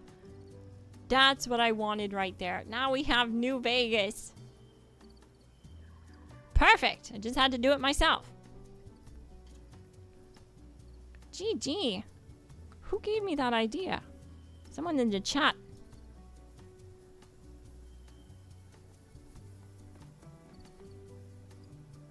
I kind of lost the comment now, but... Oh, it was Flavored Parrot. GG. Thanks for reminding me that there was new light up letters. That's awesome. It fits in, it ties in perfectly with it too.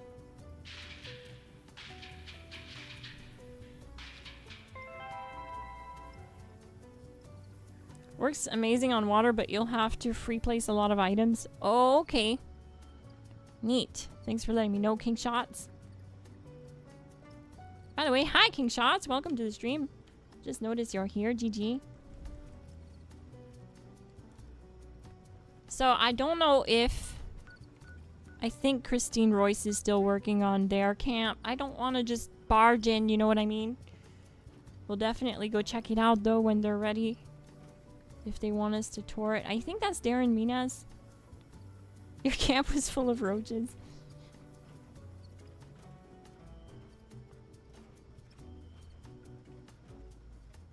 I got 2 different boathouses, one for land, one for water. Flavored Parrot sounds delicious. It sounds like a recipe you'd see in Fallout, not gonna lie. Well, hey, you know what? Why don't we check the map, see if we got another infestation? We didn't. So maybe it is spawning about the same rate as in public. Do you think we maybe just got lucky and got 2 to spawn back to back?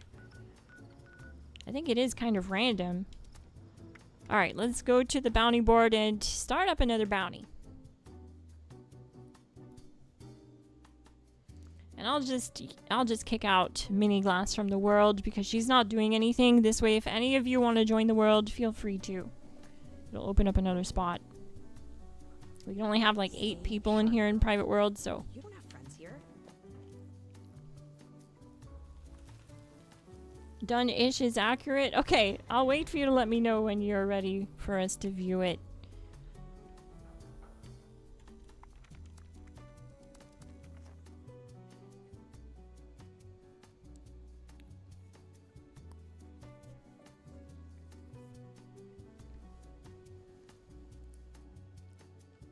You slept today? That's good. It sounds like you're implying you don't sleep. It's like, oh, I just sometimes I sleep. Most of the time I play Fallout though. I'm just teasing you though. That's funny.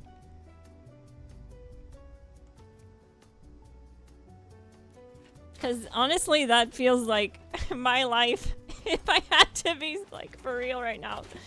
It's totally my life.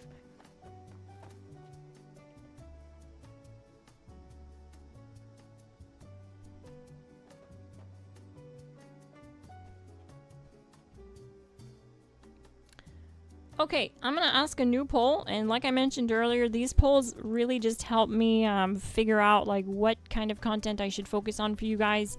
You guys have been a massive help for me finding a new format for my videos, because before I started doing these polls and writing down the results of them, and it's not every poll because sometimes some of the polls are a bit silly that I do, but some of them are serious questions about like the type of content you guys want to see. Just helps me work on videos that matter to you guys, you know? And honestly, if not for these polls, I don't think I would have ever done the pro tips video. I've mainly always just kind of done build guides and never really thought much about doing anything else. But lately I did 3 videos that came out the last week that I've been working on and planning and working on, you know, figuring out how I was going to do them because they were so different. And it was a result of the polls. So, and they actually performed better than any of my build guides do. So you guys clearly love them and want to see more content like that. Which is great. Helps me find new stuff to talk about and help you guys figure out, play better, and understand the game better and stuff like that. To the best of my knowledge, at least.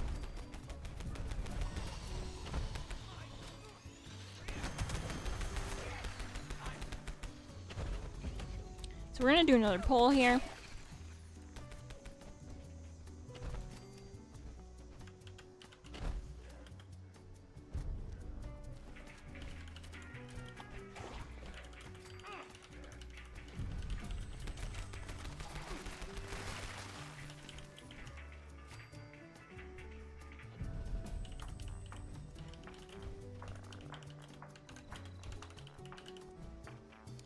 What video idea interests you more between camp building tricks, combat, perk card, descriptions, and tactics?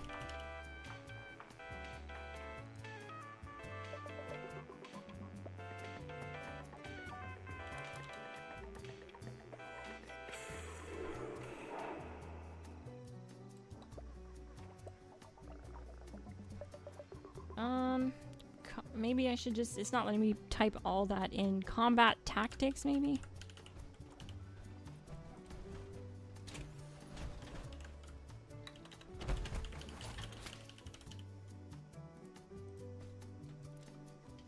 Alright, so new poll in the chat.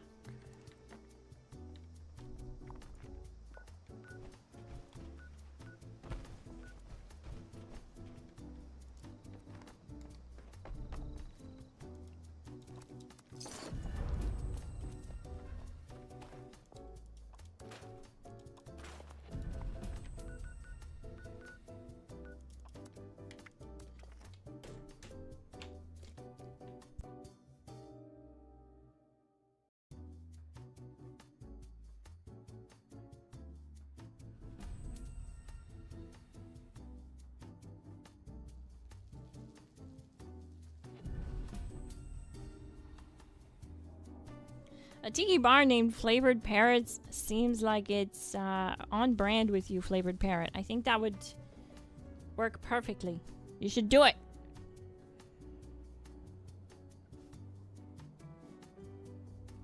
I hate those damn waivers. Mostly Fallout, only some sleep. I totally feel that, King Shots. Time to take on a bounty or two. It sucks here, but it's home. Yeah, the pro tips video I put out yesterday really resonated well with my audience, and it was very good to see because I've been trying to come up with new videos that aren't just the usual build, breakdowns, and there's nothing wrong with the build videos, the build guides. It's what I've done here forever, but it does get kind of monotonous for me, and sometimes I just don't really have the energy to do them because, like, how many times am I gonna sit there and, like, tell you to, target plate A on the snake and stuff like that? It was just starting to get to me, is what I'm saying. It was starting to kind of bore me a little bit, and I wanted to find something new for the channel that is exciting and refreshing. You guys loved the video that I did where I just talked about rewards that I would love to see come to the game, and so many of you were on board with that. I don't think that was the first time I saw my comment section where everyone, like, agreed with each other, and it was just almost life-changing. it was not really life-changing, but it was it's definitely going to change the channel because that video did super well. The pro tips video you guys loved as well. I just thought of, like, what can I think of to put in this pro tips video? What would actually help you guys that isn't just a regurgitated pro tips video, you know what I mean, with, like, just average general tips. I wanted to really hit the core audience. So I started by looking at the comments in my YouTube studio that are the most frequent comments and questions. And I just started answering them, and it really did well. So I'm happy that I was able to bring you guys something worth watching. Because I know the build guides can be super niche, and especially with where you're at on your game might be different. Not everyone's end game, and that's totally normal and totally fine. It doesn't mean you won't get there. But knowing the tactics you'll need to know to apply the damage, whether you're endgame or not, is super important.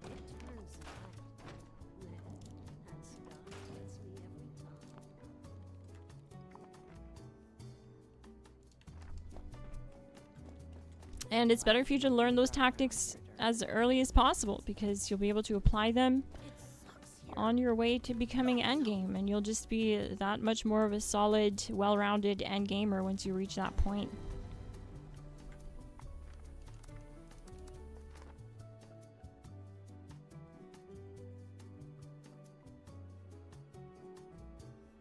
Steven Strange, GG. I saw your camp video you posted in the Discord. I loved it. GG. Great camp.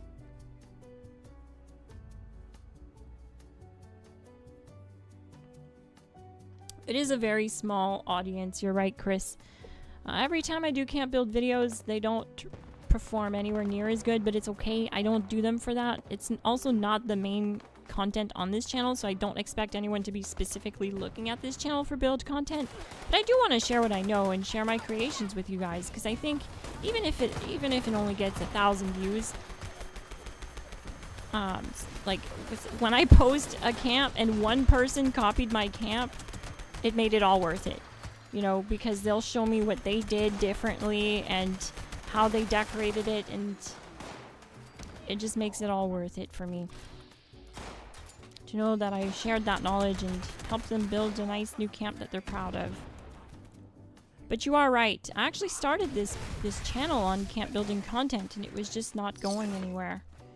It's a really tough crowd. I've said it before and I'll say it again. Most of the time people prefer showing their camps off rather than like watch someone build a camp. I don't know what it is. I think it's that.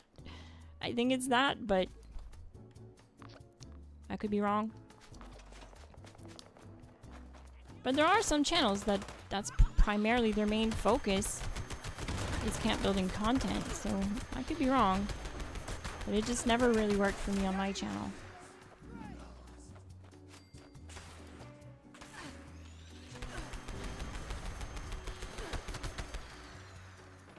But I think a generalized tips video for camp building would be super beneficial, just because like there's so much I know about camp building, guys. I used to be part of a big online community, and we used to help people build camps. And like we had a website and stuff, and it was all volunteer. And what I would do is I would build for people, but they had to give me junk, like scrap junk, so that I could keep doing it, you know, because obviously I would just run out of junk building camps for people. But you can actually have someone else build a camp for you. If you join a private team with them, you're not on a public team, the other person can actually build in your camp. So I used to go around and build camps. And I've built like 300 plus camps for people. So I have a very well-rounded knowledge on camp building. And there's just so many camps that I've done that are unique, and I'd love to bring them to the channel and do them again. But at the same time, I kind of don't want to do that and have one of these persons that hired me to build a camp for them feel like, oh, she just uploaded my camp, now everyone's gonna have that camp. But I don't know, I'm not part of that group anymore, so I don't think like it'll really matter. I don't think they'll even really see it, but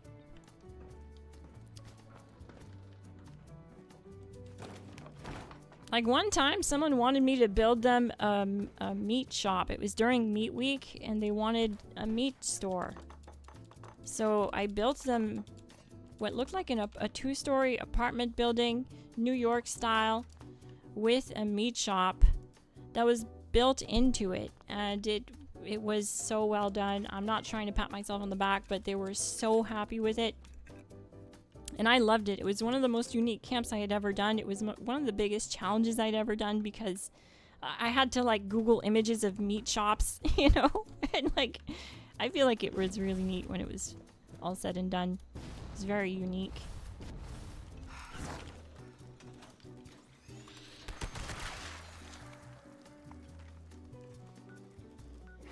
We have a mutated uranium fever we can do. But I do need to launch this bounty because I've just been rambling. Sorry, gang. We're at like 1 minute left on the bounty.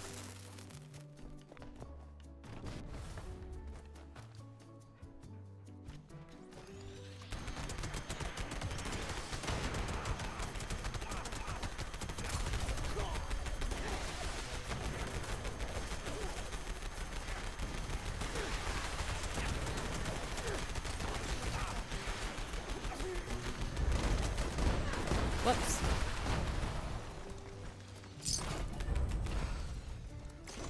Alright. Bounty down.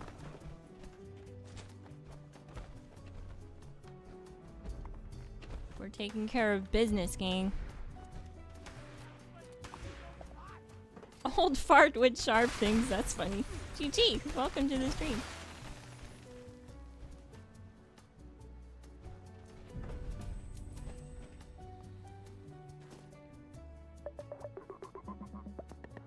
As a builder my whole life, I love the camp building. Well, that's cool. You build homes? King shots. I built a member at camp on our Discord. He seen my camp and asked me to. LOL, I did a nice 2-story easy layout and he loved it. That's so awesome of you, King Shots. Thank you so much for doing that for them.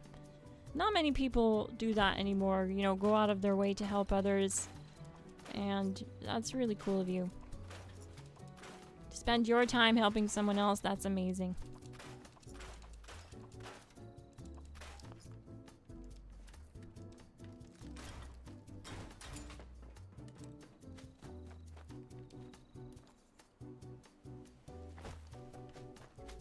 Oh yeah, sorry about that, Will Dodge. When I start firing the pepper shaker, I don't let up till everything's dead. It just stacks bullet storm so fast. I just keep it going to stack the bullet storm. Because the reload animation is so slow. Speaking of the pepper shaker, Chrome Shaker when? Ever since I saw this thing, I can't unsee it. I can't look at my pepper shaker the same. Please. God Todd. Please, God Howard. We have a chrome minigun paint. Why can't we get a chrome clean looking pepper shaker? Please stop. Please.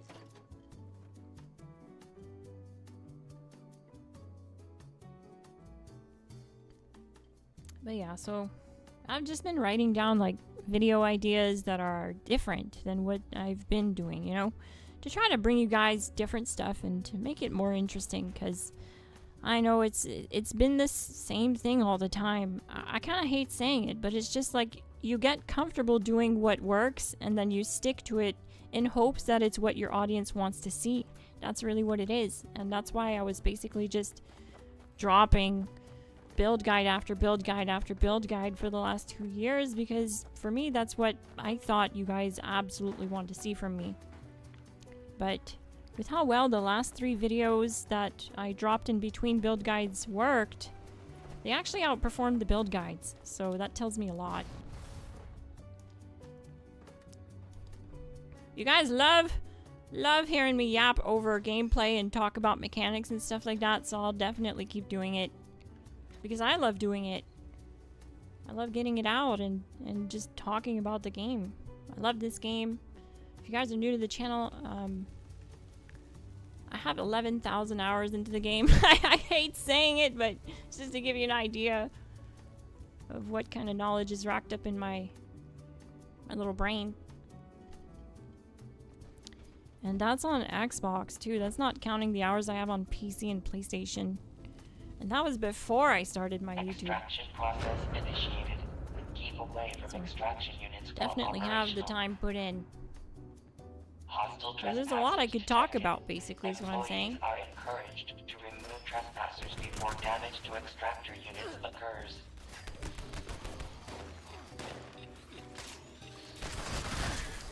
And the whole goal of this is to help as much people as possible understand and enjoy the game better. The whole point of this YouTube channel is that. So, I want to keep bringing you guys videos that you will love. So take part in the polls so I can figure out what's going to be the next video.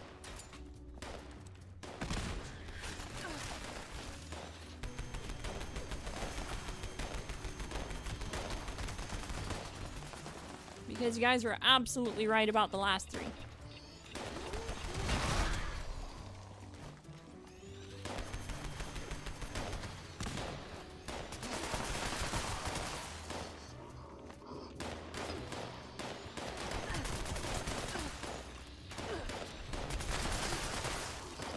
You know what, I can just use my Dom Pedro here.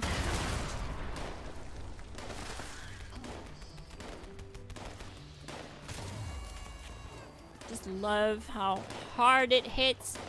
That one-shot power. Oh, I'm feral. Need to fix that too.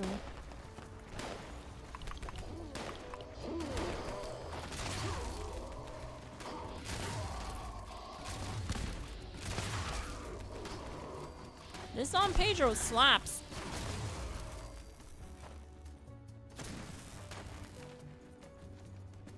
Low-key probably the best heavy hitter single shot rifle. It can single phase EN06, guys. We did an EN06 build guide with this thing and it can single phase EN06. Like, that's crazy. I would have never thought it possible if you would have told me.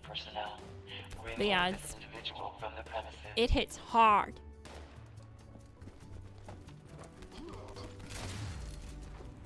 And there's a secret to it. It's having the right mods that increase AP cost up to 36 and having number cruncher on the build, giving you 2% more damage per AP cost, and we have an AP cost of plus 36. This thing hits hard.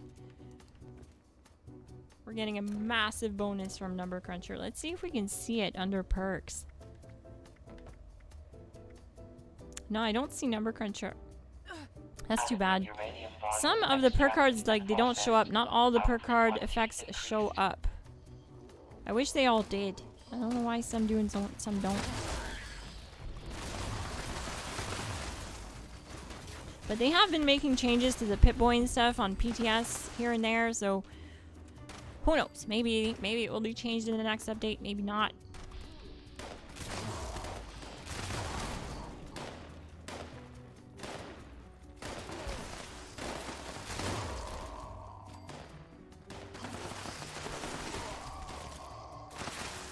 Todd heard you say glitch earlier in the stream. No, he heard me say feature. It's the same thing, gang.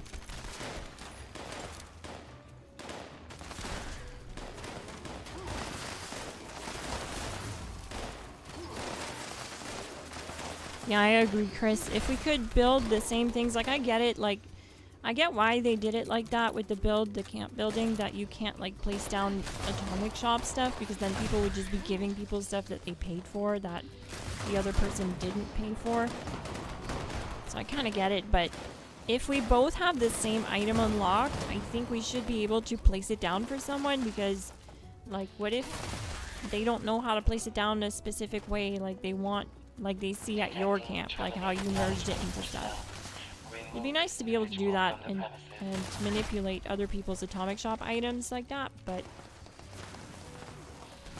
I actually don't think that'll ever happen. Mainly because they recently completely overhauled camp building and I just don't see them doing it again.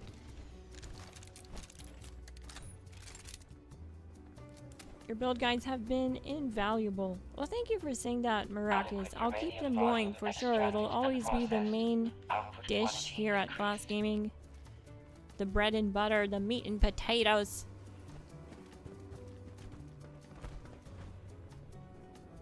The gravy. The catnip. Who knows, maybe someday me and Todd, God Todd, we can sit down here, split a sarsaparilla, and have a good friendly conversation about the features in this game. Friendly, emphasis on friendly, okay? Holstered, friendly conversation.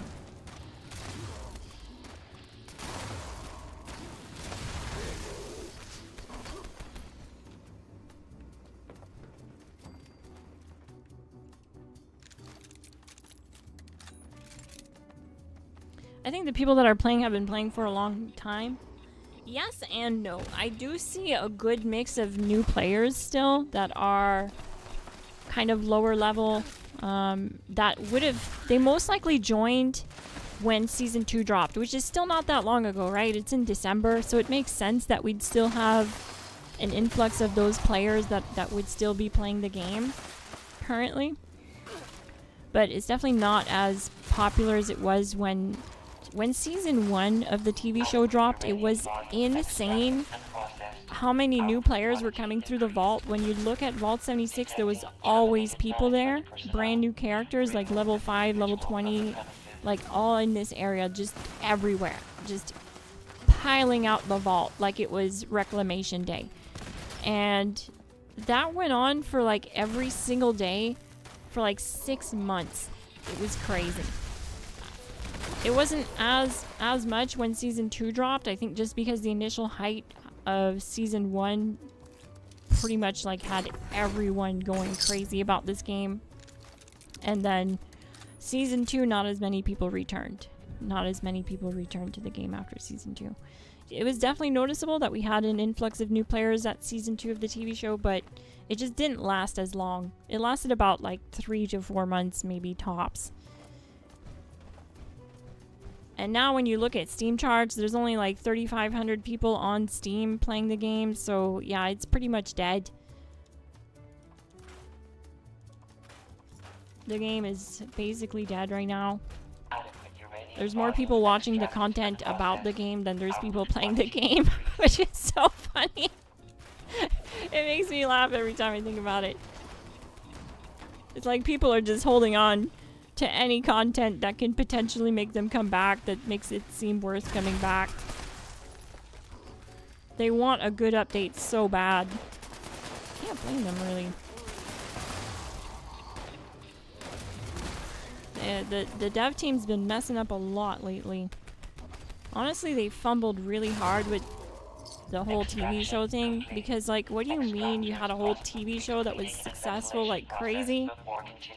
You had time to plan for a game release at the same time. There's been 2 seasons released. It made your dead game like come back to life, come back from the dead. For the past year, it's seen an explosive growth, and they never brought anything else out. Like, I feel like they fumbled so hard. They could have given us a remaster of New Vegas. I think that would have gone pretty well, with especially with season 2 being about New Vegas. All we got was a bounty hunting DLC. I do love it. I do love the bounty hunting DLC. I actually really do. I'm not just saying that. I spend a lot of my free time when I'm just chilling, playing the game, doing grunt hunts to farm up bounty wanted posters to use the wanted posters on stream with you guys. So I do enjoy it, but I feel like they could have done more with it too, because they gave us the Rust King and we can't even fight him. And I thought for sure we were going to be able to fight him at some point, but they never made it a thing. Hopefully they do expand on it in the future, but it was such a tease for a person like me that loves doing bossing. To see a boss be added to the game that we can't fight is just a huge L, Bethesda.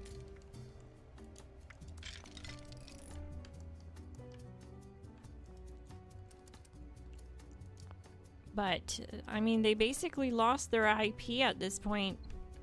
I think, at least. Maybe not. But all the videos on YouTube are suggesting that they basically don't have... They're not working on Fallout, the next Fallout, so it's Obsidian working on it,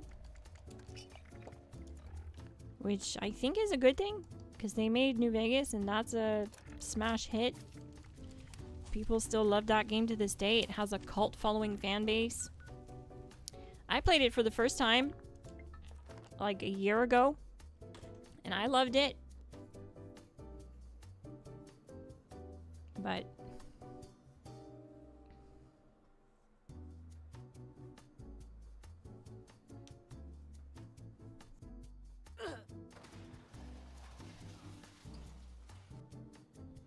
I'm sure we'll get a surge in new players when Raven Rock Fallout 3 Remaster comes out.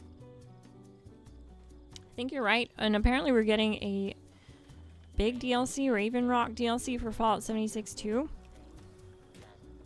But I just hope they don't fumble this one, because it actually looks really interesting.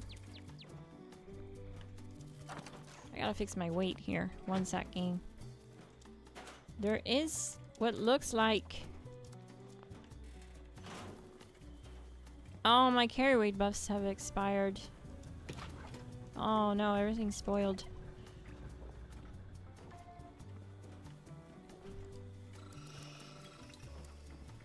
What's going on here? Why am I so overweight?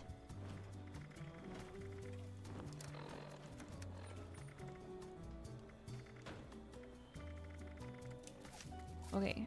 Whatever. Let's go get the carry weight food buffs.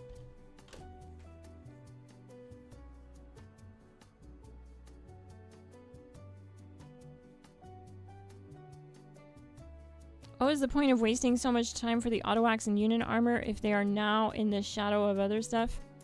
Well, at the time when they came out, they were pretty much the top tier stuff. Like, the union power armor had the carry weight set bonus, and it was the only thing with such high stats that had that carry weight bonus. Before that, if you wanted a power armor with a carry weight bonus, you were stuck to excavator.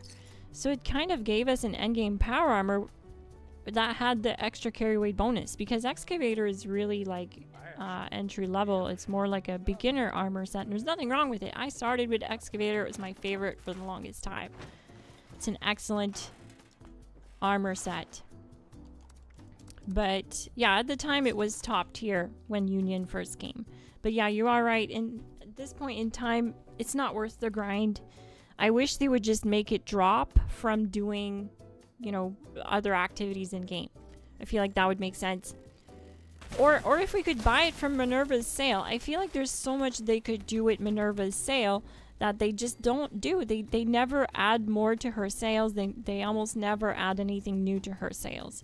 It's pretty rare that they ever touch her sales and adjust her.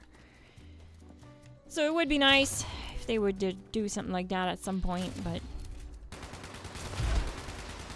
I got my shots in, so if anyone else needs to get shots in, I won't just dump rounds into it this time.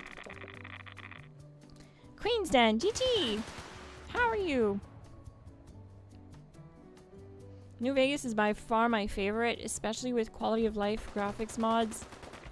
I didn't even have the graphics mods and I enjoyed it, so I can only imagine how much more fun it would be with the proper graphics. It does help, especially when you're used to today's day and age graphics and you go and play an old game like that. It can be kind of rough to adjust to, and it was kind of rough to adjust for me at first.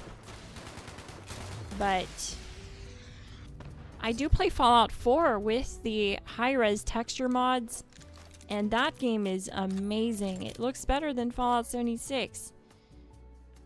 It's a fun game.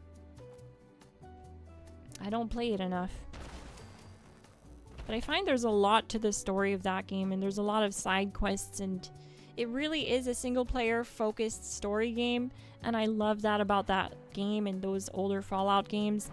And, you know, guys, this was my very first Fallout experience. I had never touched a Fallout game before Fallout 76, and I thought about this the other day. Fallout 76 is the last game I bought on disc. I bought it in like 2022, I believe, on disc at GameStop for like 17 bucks. It was used. I know I got ripped off, but yeah, I've been playing it ever since. I've been hooked on it. I play it basically every day. And when I realized, hey, wow, I actually love this game, I started trying the older Fallout games. I don't know why I never gave it a shot, to be honest. I think what threw me off was the artwork of the Vault Boy. I used to think it looked cartoonish, and I thought it was kind of more of a children's game. I had never really looked into the game at all, basically. I was not really gaming that much back then, basically. I was working a corporate job, and I kind of was just busy with that. And when COVID hit and I lost my job, I went to GameStop. It's like, I need a new game. And this was it. This was it, and I was not willing to buy it new.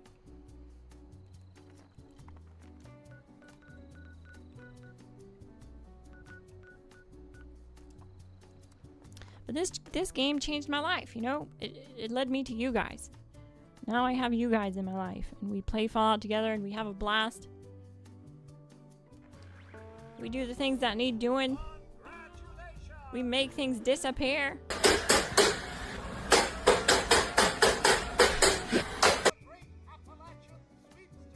It's a good time.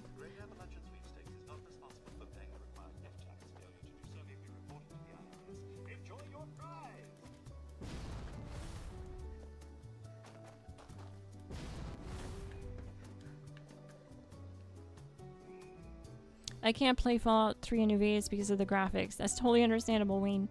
I had a hard time adjusting too when I tried them, but the Glass Gang really, really wanted to see me play New Vegas, and I was like, you know what, I'll do it. And I was really interested in the story too. I wanted to learn more about the lore, because I find the lore of this game so insane. Like, it's actually crazy how much of it seems to align with like present day politics and stuff. Like, it's kind of insane.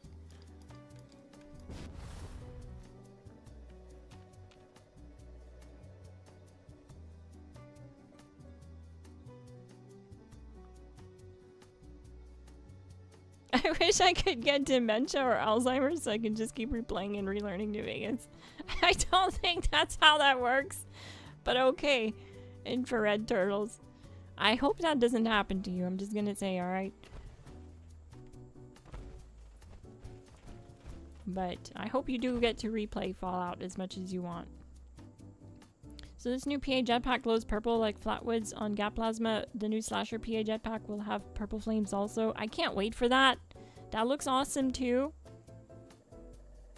Half of the agony of grinding this game for the perfect set, for the perfect build, as soon as you get there, Bethesda nerfs it, yeah, or change it, or completely change the perks. I know, right? It's been really hard. You know what? You know how I have 11,000 hours on my main character on Xbox? Well, I have a shit ton of resources on that character as a result, right? And with all the combat changes they did when they went on their campaign of combat changes, they seem to have chilled out a bit with it recently, but they're still making changes. I mean, just look at the unique weapon changes, but at least it's not the broader scale of things like they were doing. I mean, they were overhauling freaking every single perk card at one point, and every single perk was getting a change. But they seem to be slowing down the combat changes a little bit. But I went through so many resources, it was becoming like, okay, even I can't keep up with this. What the hell are they doing? Like, they need to chill out. If I can't keep up with this, how the heck is a new player supposed to keep up with this? You know? I have a whole freaking community behind me that are, like, willing to help and supply mods for the build guides. And because, you know, in order to do all these build guides, I have to keep changing my armor, I have to keep swapping out perks, I have to keep grinding levels to get perk points to keep changing my perks, you know, like, things have to happen for me to keep doing this, and Bethesda keeps making it really difficult to keep doing this, and I feel like it's almost like they don't see the value in the game having a stable meta. It's okay for games to have metas. I think the game is in a balanced state right now where, yes, there's like the top two metas. You know, there's the Gals Mini and the Pepper Shaker. But when we did our Heavy Gunner tier list video, which is the most popular video on my channel, that showed a very clear balance for us, where a lot of the weapons beneath those two are doing the same level of DPS. They can all single phase EN06 in the same amount of time is what I'm saying. So we have a lot more options than we think we do, and if, like, let's say they were to nerf the top two, the minigun, the Gals Mini, and the Pepper Shaker, it wouldn't matter, because there's, like, everything else is able to single phase EN06, and if it's able to do that, it's doing about the same DPS at the Snake Boss, and yeah, it really won't matter. Even all the commandos and rifles that we tested were also able to single phase EN06. The only one that couldn't do it was the hunting rifle. So that was eye-opening for me, because I couldn't believe the pipe rifle could single phase EN06. And it can. I did a build guide with it, with 3-star gear. The pipe rifle can single phase EN06, which is crazy. Have you played 3? A little bit, Stephen Strange. Sorry, I'm getting backed up on the comments here because I'm rambling a lot, but yes, I have played Fallout 3, but really only a little bit. I bought all of the Fallout games recently because they were on sale on Steam, and my goal is to play them all on stream. It's just hard to juggle and balance with wanting to keep up with everything going on in Fallout. It's like every single day there's news about Fallout 76, either good or bad. You know, it's like every day.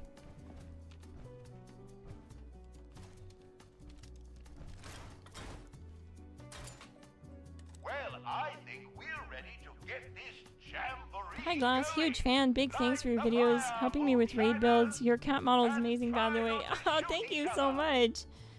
Don't forget to fill I love playing Glassy, and you know what? Sometimes I don't put Glassy in the videos. I don't. And really, it's kind of like a test to see if the video will perform better without the model there, because some people don't like it. Some people think, what they want, and that's okay, But I do love playing Glassy. The cat. Because honestly, I feel like I have the heart of a cat. I'm a ferocious feline.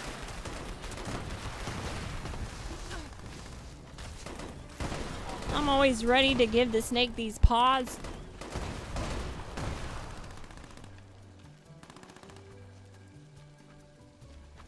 So I'm glad to hear you guys love having me around.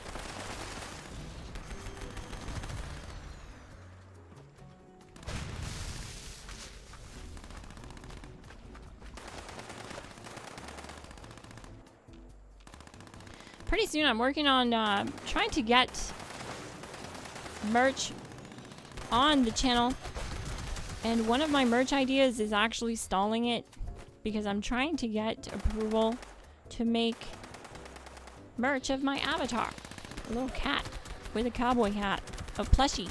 It's gonna be a plushie of a gray tabby cat wearing a cowboy hat and a vault suit. I'm not sure if I'll be able to do the vault suit because I'll basically have to reach out to Bethesda for that, and so far I haven't heard back from the people that own the license to my avatar.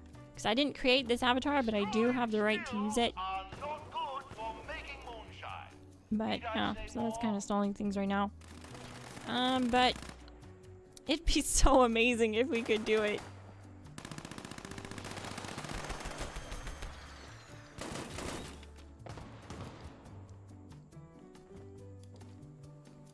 Soon we will pay for server space. You know what? Soon they're gonna charge you an atomic shop fee for every snake you clear.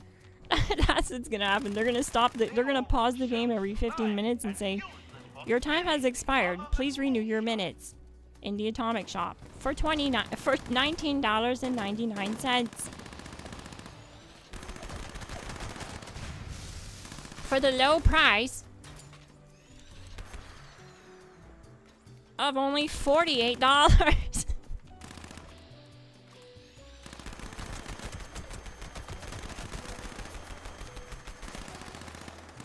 Honestly, I wouldn't put it past them. We shouldn't give them ideas, gang.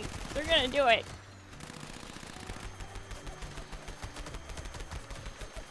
But I have another awesome idea for a video. You know how I did that video where I talk about rewards I want to see?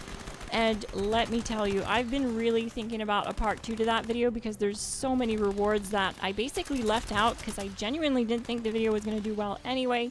But it ended up doing better than my build guides do. And you guys loved it, and I love sharing those ideas. I guess I just didn't think it would resonate because it's kind of like my personal takes. I felt like it might be too personal of a video, like what rewards I want to see in the game. But you guys actually were mostly on board with what I was recommending for rewards. Like, so many of you agreed with me on 90% of the video. So that's cool. And I've thought of new rewards that are new this time, not just reskins. Because, like, right at the end of the video, I was like, so basically all these rewards are reskins. And that's like so funny because the whole point of that video was to try to show Bethesda they don't have to reskin every reward. But I did think of some legitimate new rewards, and honestly, a lot of the inspiration I have for these new rewards come from the TV show. I don't know why they're not banking on that. There's so many amazing things in the TV show that they teased that look new to the Fallout universe that because I rewatched the TV show recently because I love it so much. I actually do love to watch the TV show while I'm playing sometimes. It's just, it gets me really in the mood. And yeah, I gotta tell you, there is some awesome stuff that they could add from the TV show. So I don't want to spoil it, but that will be a part 2 video to that, like, rewards I would love to see that would change Fallout 76. And it comes from, a lot of them come from the TV show, so I think it would fit.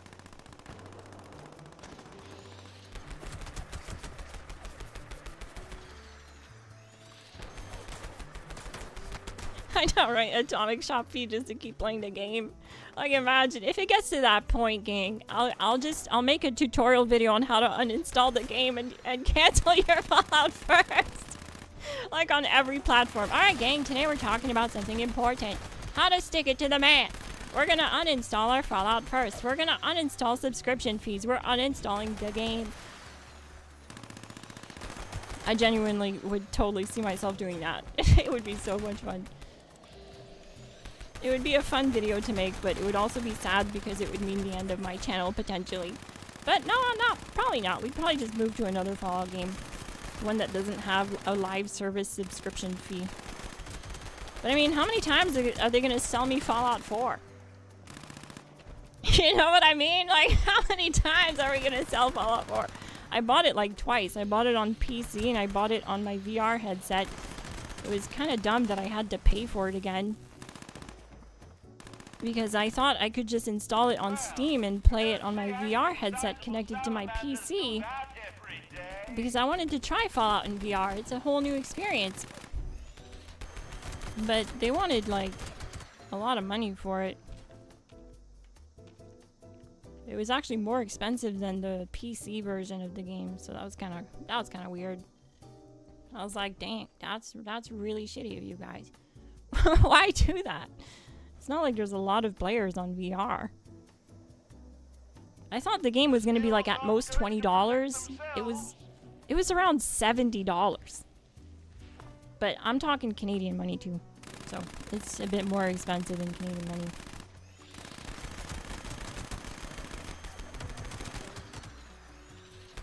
Gray tabby cat wearing a hat in a vault suit is peak Fallout, isn't it? I think it works great. I can't wait for our camp pets to follow us around in the wasteland because Glassy's gonna be following me around everywhere. And I hope they give us like apparel for the camp pets and give us a little cowboy hat. I know this is wishful thinking. At best, I don't see it actually happening, but there's just something about cats wearing hats that is just so funny to see. Like, have you guys ever seen the memes of the working cats wearing like workers' hats? It's so funny. It gets me rolling all the time.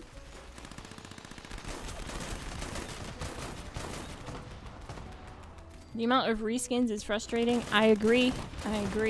It is frustrating.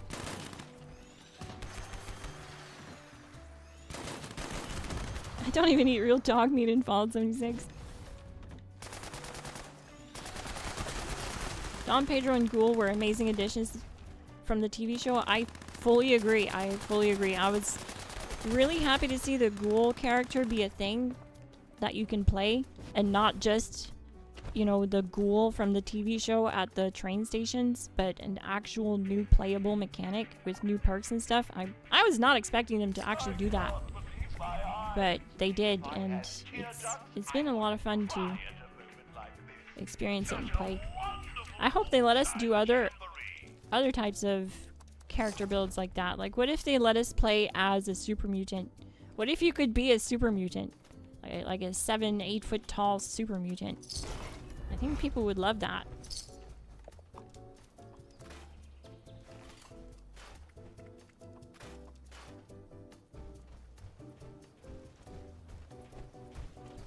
Sounds like an April Fool's video idea.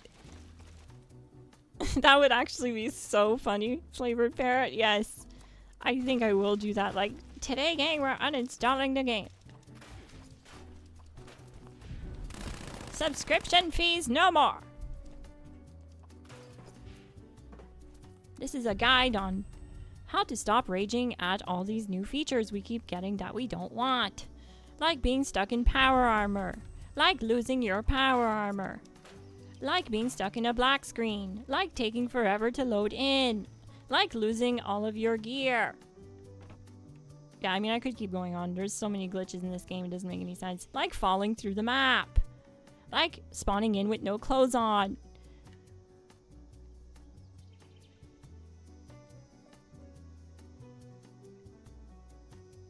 As many times as they resold Skyrim. I bought Skyrim and Fallout 4 an embarrassingly amount of times each. Oof. Oof, that's a big oof. Yeah, I feel it though. I feel it. And a lot of games did for the VR are free with the base game. And a lot of games did the VR for free with the base game. Oh, really?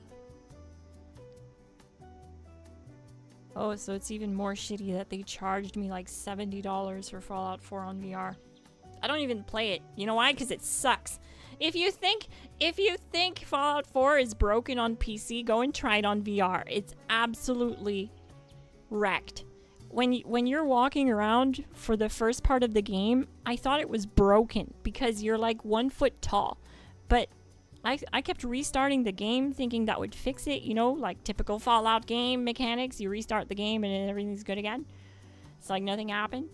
But no, they actually like fully messed up the intro of the game, and it's just a permanent bug that they never addressed. And so when you start the game on Fallout 4 in VR, you're like literally 2 feet tall at most. You're not eye level with the other people. So it's really weird. Also, it gave me motion sickness. Like I tried jumping off of something and it literally felt like I was jumping off the thing and I lost my balance. So that was kind of freaky for me. It is definitely super weird. It doesn't feel like normal. It's really hard to play too. Honestly, mainly because I feel like they messed up the button mapping on the controllers for VR.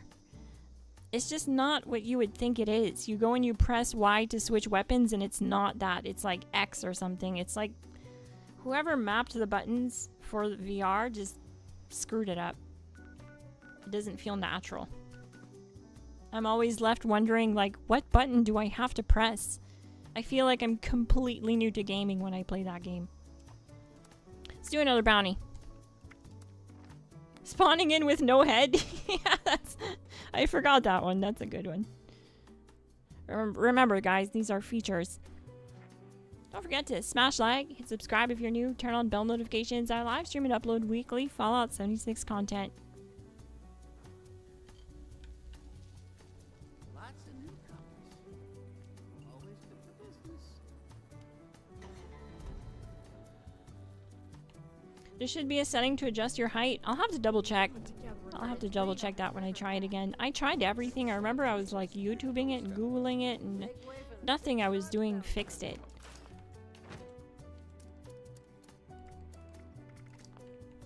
But my idea was to try and stream it in VR, and I did like a test stream and it kind of worked, but I have to get like the Oculink cable. I just haven't done that yet. It's expensive, and yeah. It just wasn't transmitting well to YouTube. It was stuttering a lot.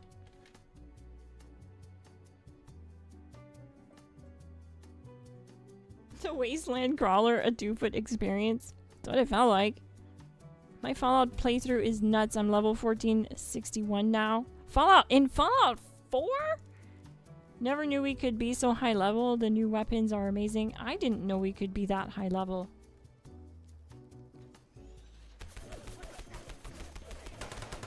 It just works. It just barely works. No, you're right. It just works.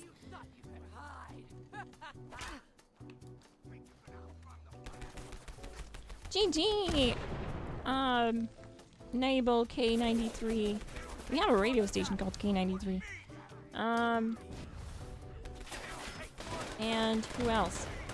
Gonzo Prex 4532. GG!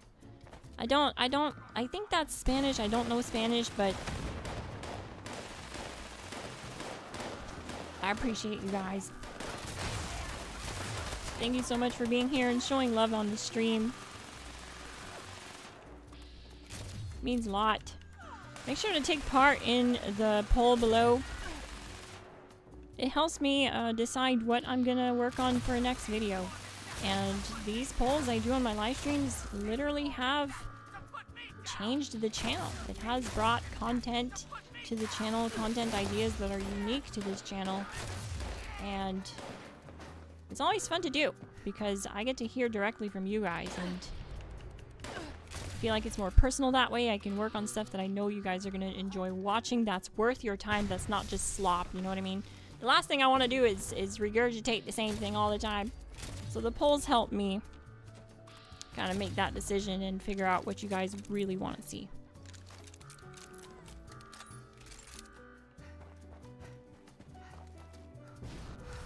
Or you show up as Nate, then your face changes. That even happens as a female character.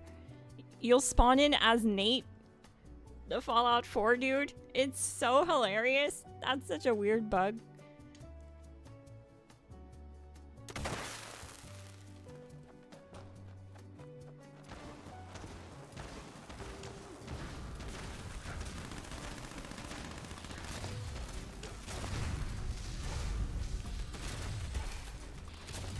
Sometimes I do silly streams too. It's pretty rare, but like one time I did a stream where anytime someone said GG in the chat, I had to stop what I was doing and go solo the snake boss. That was such a fun stream. I'd be in the middle of a quest and someone would say GG and I would just be like, okay, hang on, I gotta go solo the snake boss. Then one time I had to sing the Song of My People, which was a Western song, Country Roads.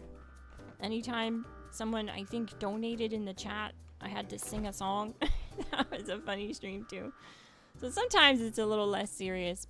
I like to, you know, mix it up and make it, sometimes it is more serious. Like sometimes I'm focused on testing weapons on stream and I'm comparing weapons or something like that. And that's mostly like during specific live streams. Like I'll always have it in the description or in the title what I'm doing on stream.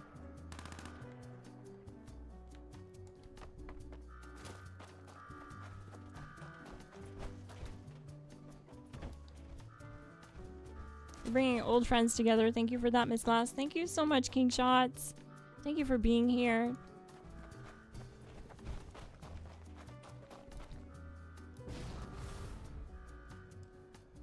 And being a Glass Gang member. Appreciate the support. Did I do the thing? Yeah, I did. Alright. It's already over?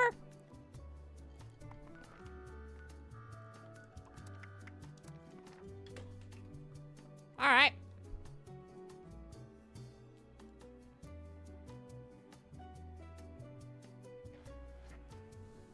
I rewatched the 10K live stream yesterday since you didn't go live and needed some rest. Oh wow.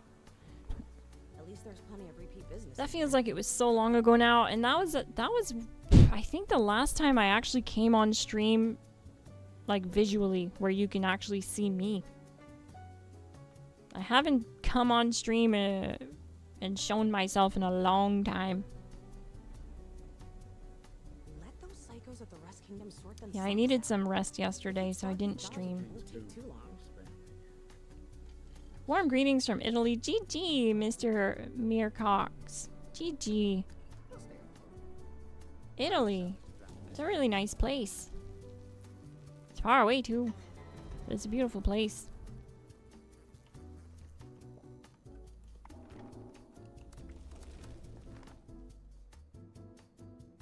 Hi, do you like single player games as well? Yes, love them. I actually used to pretty much only do single player games because I kind of always felt like in MMOs, what ends up happening is people end up trying to mess with other people. You do see that a lot. It's called griefing, you know, and I think it's mainly because I fell in love with an older, well, yeah, it is older than this game for sure, MMO. And I was playing it for a while, but you couldn't play in public lobbies without griefing, and it just kind of like really took it out of me, you know. There was so many people griefing in that game, and it was such a big problem. And that game was structured in a way that you couldn't do your things that you needed to do without being in a public world. Like, you couldn't do your things that you had to do to kind of progress the game in an invite only. You could go to invite only and you could like customize your character and stuff like that, but you couldn't like progress your game in invite only, which was super toxic because as soon as you went to public, you got griefed. So for a while, I played that MMO in invite only. Basically, it wasn't progressing, but I just loved the game anyways. But yeah, when like growing up playing games, I used to only play single player games. I think it's just mainly because it was more the norm back then. We're talking like PS2, PS3 days. So that's what I grew up gaming on. And I was very little when I had my PS2. I still have my PS2. But this was my first Fallout game, so I don't really have the experience of like committing to the grind on a single player Fallout game. But I used to prefer single player games in general. So I definitely see myself getting into them. I did buy them. I bought them. Because I mean, I told myself if I love 76 this much, like, there's no way I won't enjoy Fallout 3 or Fallout 4, you know? So I bought them. And I have been playing 4. I played 4 the most so far out of all of them. If we're not counting 76. And I'm really loving 4. Nick Valentine is my ally right now. And we're just going around doing the things that need doing. Thank you. Well, I'm not landing many shots, eh? I'm feral. Shoot. That's not helping. So when you're a ghoul and your feral meter is low like that, you're not landing a lot of your shots, even though it says 95%. I'm just not doing damage right now.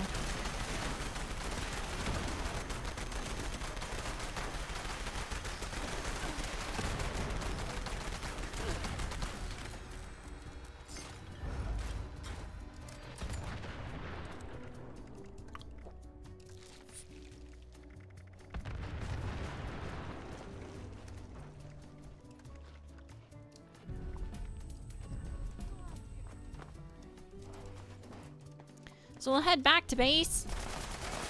I need to get some ammo too because I'm out of ammo.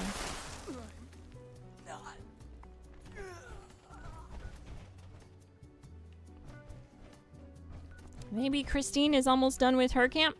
So if you guys are just joining the stream or just joined recently, it is titled Camping Underground because myself and some members in my Discord have started building our camps under the ground here because there's a tunnel system under this roadway.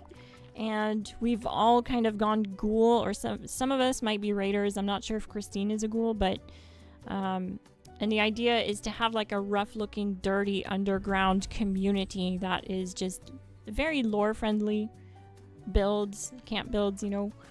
So like this is my camp. It's built under the road here because there's a tunnel system and it's just dirt like this typically. But you can wall the place with half walls or full walls, depending on if you have the room. And you can make something pretty neat. Like, I love this camp so much. It's low-key my favorite camp. And it's built in these tunnels. See, and the tunnels go on and on and on. And you can have neighbors down here if people are building near you. So we'll go check out Chez's camp.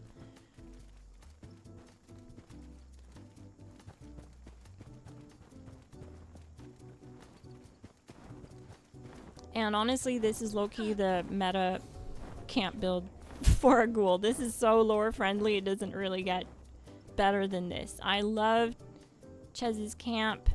They knocked it out of the park with the lighting. It looks so ghoulish. Really nailed it.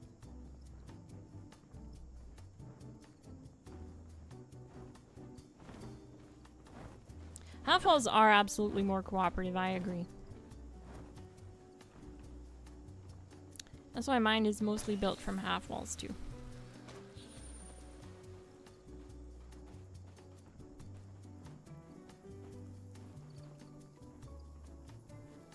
So yeah, it is pretty neat. You can see my base over there. It's cool that we can see each other. I was hoping the render distance would work, and it does. So we can see each other.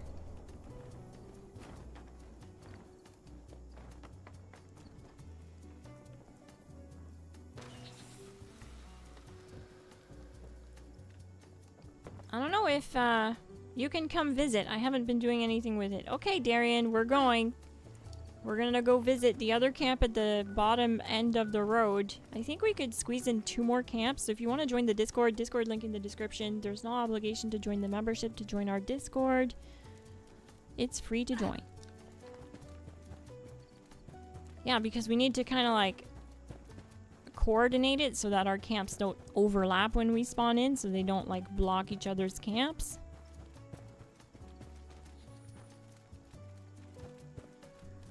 Because like every now and then you'll see people line up their camps somewhere and you go check it out and they're all like Brotherhood of Steel themed or Enclave themed because they're like a roleplay group or whatever.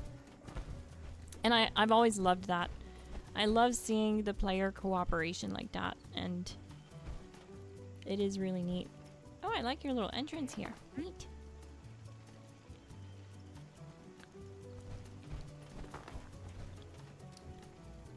Oh, okay.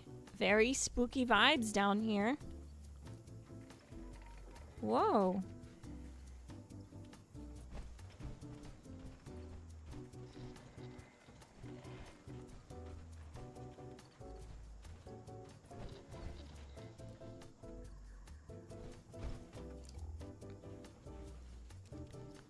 Love it.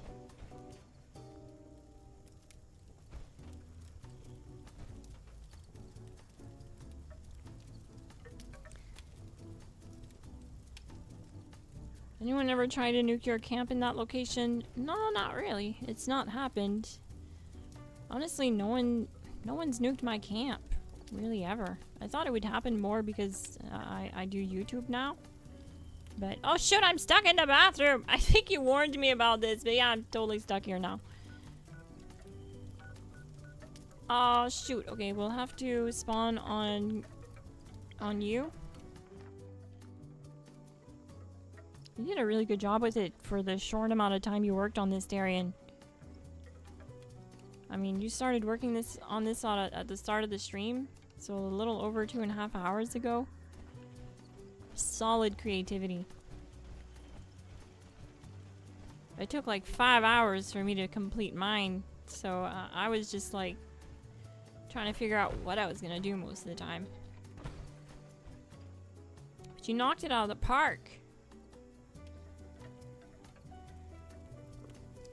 I keep turning on my Pip-Boy light because I'm blind.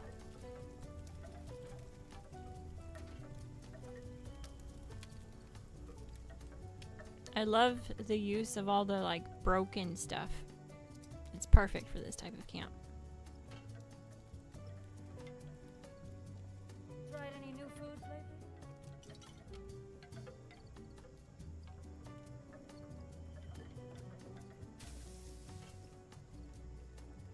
Wait, can we not go here? Oh, we can. Okay. Oh, I love this outdoor shower.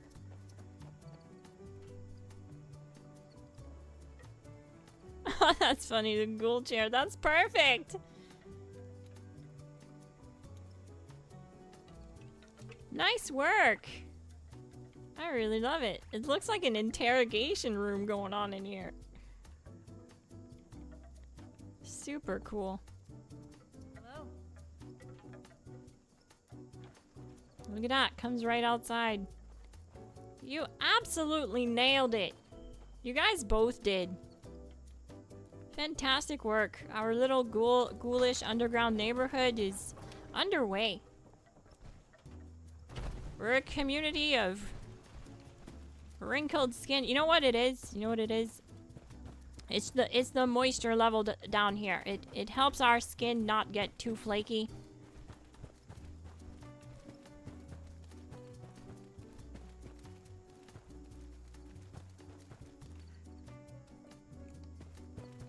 So now we should be able to run right through like 2 camps. The next 2 are pretty far away though. But overall, it's not bad. It's not too bad of a walk. Yeah, see, we're already at the next one. What the heck? I hear it, but I don't see it. Oh, there it is.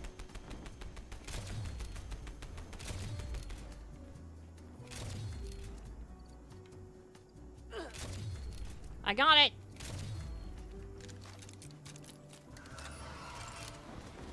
I don't have any bullets for my pepper shaker, so we're gonna have to use it on Pedro. Oh, okay, someone else is using a pepper shaker. Problem solved!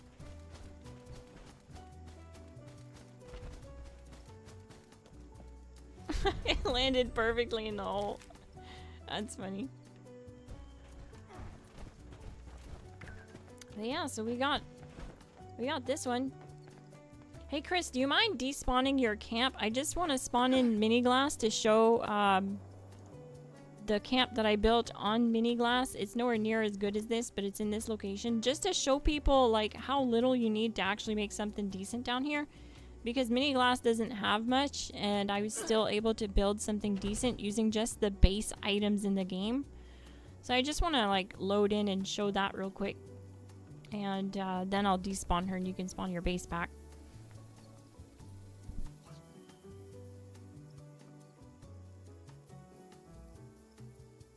Really appreciate it.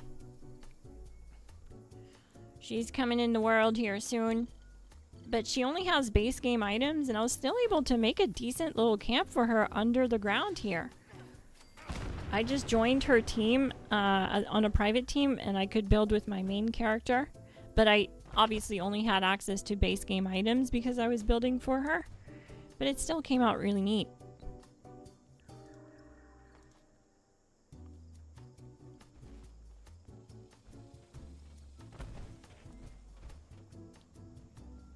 You got it exactly. I was going for the interrogation room. It's perfect. The duct tape ghoul and the enclave officer and the gun and the safe really sell it.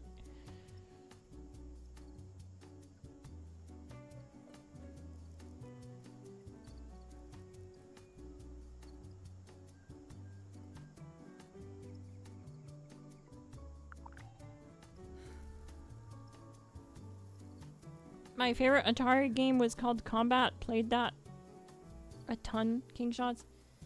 Does anyone remember Ratchet and Clank? I know that's an old one. Well, I mean, they still have new versions of the game, but I mean, that's what I used to play on PlayStation. Ratchet and Clank when I was a kid. When I was growing up. That and Spyro.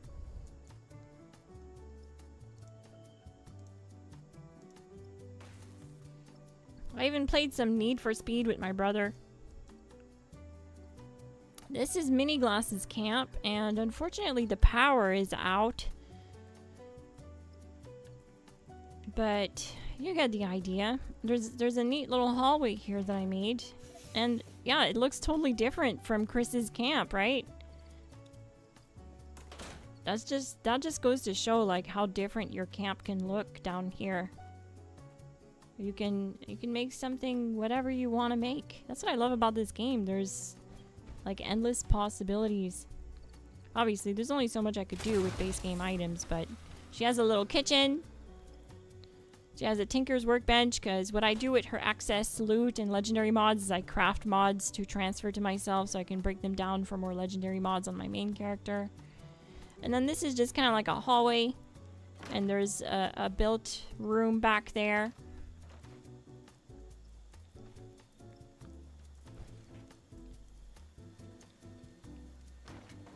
And there's another hallway here that goes back to the main room.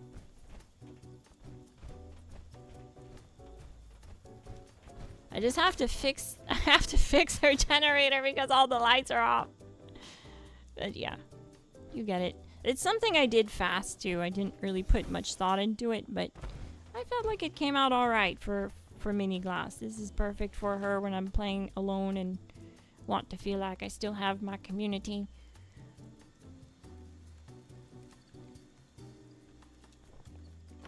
But Chris's camp absolutely puts this one to shame.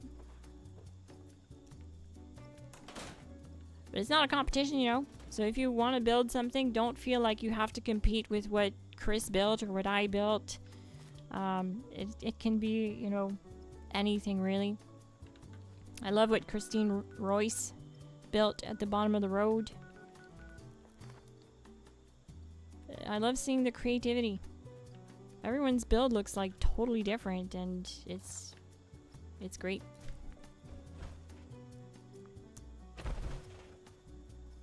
I think that's the best thing about this game. The uniqueness of it. Alright, I despawned it. You can put your camp back if you want, Chris. Thanks for cooperating.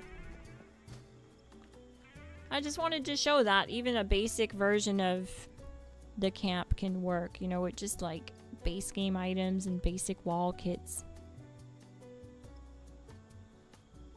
Can a smooth skin move in? Yes, absolutely. Raiders are welcome. Blood Eagles are welcome. Junkies are welcome.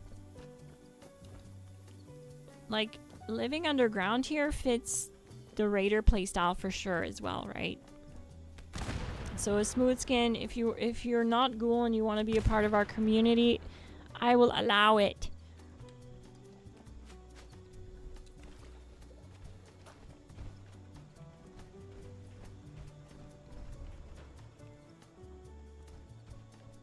I think the favorite thing about my camp is how I thought I was going to lose this camp. This was the camp, but it was somewhere else. And before I moved this camp slot here, it was in Burning Springs, and it was just this. It was my Prospector Saloon, and I didn't want to lose it, but I didn't have any other camp slots, and I didn't want to buy another. And it's because I put so much time into it.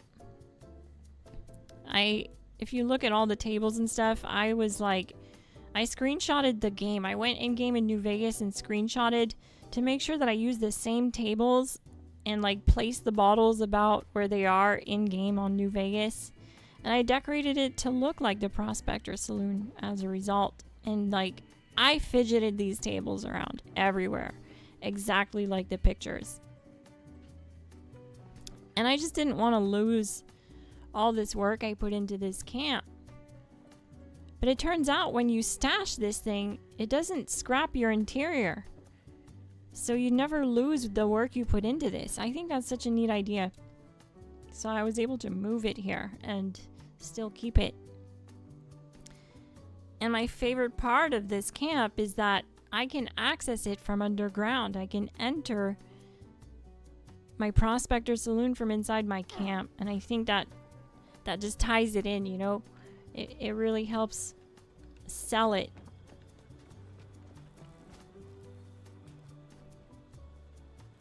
You can come in and you can enter the Prospector Saloon from right here. From underground. Sort of making it like I'm the owner of the Prospector Saloon and I have my own back door into the place.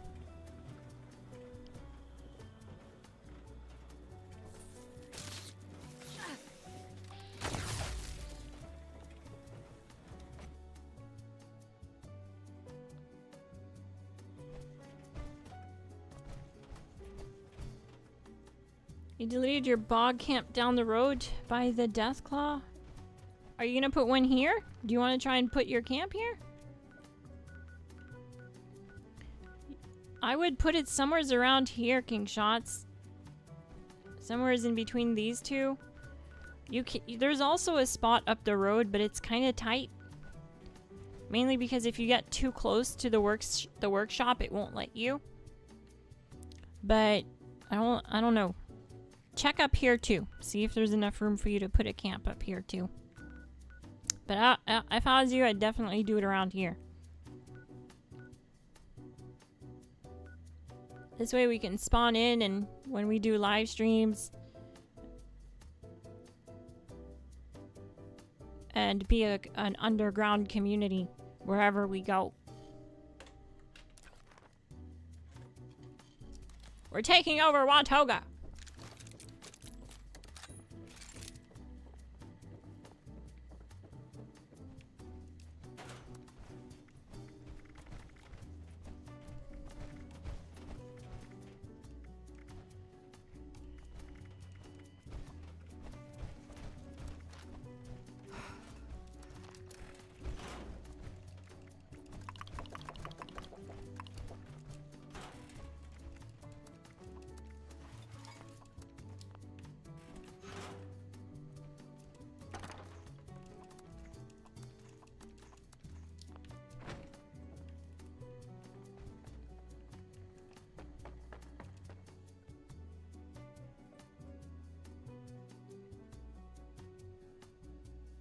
The Watoga Takeover Heist DLC.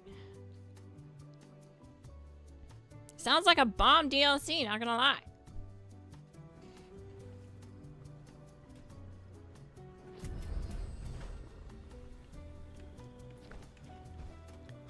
So yeah, that's where we're doing things. Do you play on PC, King Shots? No. Yeah, you do. I just remembered. I feel like I haven't seen you in a while. We haven't gotten a chance to play together in a while. Maybe I'm just fuzzy on the details.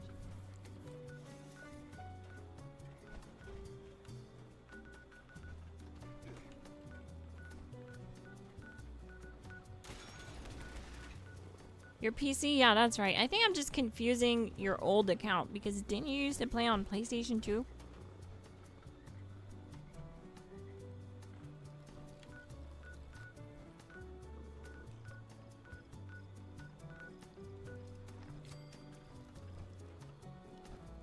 The neat thing too is if you want to try and set down your base and not block Chris's camp, then you can join me like in my private world and I can spawn mini glasses camp and it'll like save that spot example so that it doesn't block Chris's camp if he wants to spawn in. You know, we can coordinate it. And join the Discord. Link in description if you want to find a community to play with. We have all kinds of lovely folks in the Discord on every platform. I also play on every platform, so you can have a chance to join the stream and play on stream with me if you're in the Discord, and it's the best way to really stay up on it because I always like send the Discord link, or sorry, I always send the live stream link to the Discord when I go live, so check it out. I also have to refresh this image. That's our old Glass Gang backdrop around Christmas time with the Christmas tree. So yeah, we like to get festive, but besides that, let's have a look at the poll here. I'll try now real quick to spawn camp. Okie doke. Wait, why can't I? Create hundreds of jobs in your area alone. Let's end poll. Let's see what you guys picked. Oh, it's super close between build guide for the next video or camp building tips and tricks. It is so close. I think what I'm going to try to do is keep what I've been doing. I don't know if you guys noticed it, but the past 4 uploads, what I did was one was a build guide. The next one was not a build guide. It was something entirely different. It was the video where I counted how many reskins were on the next season. Then I did another build guide. Then it was the video about the new rewards I'd like to see. Then I did another build guide. And then it was the video that I uploaded yesterday on pro tips and tricks, which is more generalized knowledge. And so now I should probably do another build guide to keep up with the pace of things. I kind of like the pace of it. Camp build guide? Should I actually, before we go, should I do that's a solid idea, Chris. Should I do a camp build guide on how to build in the tunnels?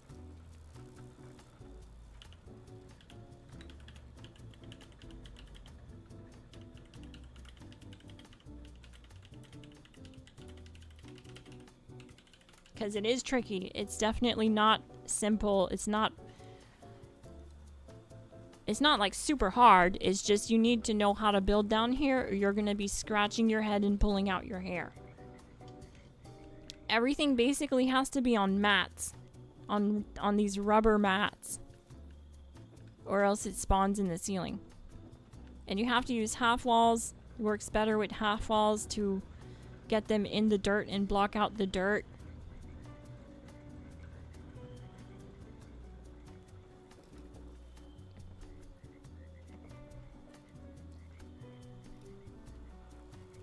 But my location is low-key the easiest of the tunnel locations to build in, mainly because some of it is already here. Like, watch when I despawn this camp. That's what gave me the idea to build here, because when I came here and I saw this stuff, I was like, I should build a camp here. Like, look, this door all the way back here is already here. This flooring is here. This shelving is here. This bed is here. There's a dead person always here. You know, it really adds to the aesthetic. There's this that's already here. I just patched the roof and, you know, put another wall and a doorway in. And then I made, you know, the kitchen area and stuff like that, and then walled it. Doing the half walls, I walled it. And it's a bit bigger of an area. I think this is definitely the easiest location to build out of because of that. But there's still plenty of great locations down in the tunnels that you can build. Like pretty much you could build here. You just wouldn't have your own private entrance. This isn't such a great spot, but you definitely... it's not really a great spot. It's just too narrow. You don't really have much of an entryway. So the next best spot is where Chris's camp is and Mini Glass, which is right here next to me. Which is within render distance of each other, so we can actually see each other. If you look through the tunnel and look like down the road. The next good spot is right down here somewhere. Not here. Is this it? Stop. No, not really here.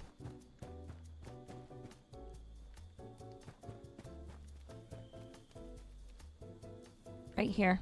This isn't bad. It's nice and wide through this part. And it goes deep. And then here too is pretty wide. You could build a room back here. See how nice and wide this area is? And then you have this entry point that you can make your main entrance out of, like we did by walling it.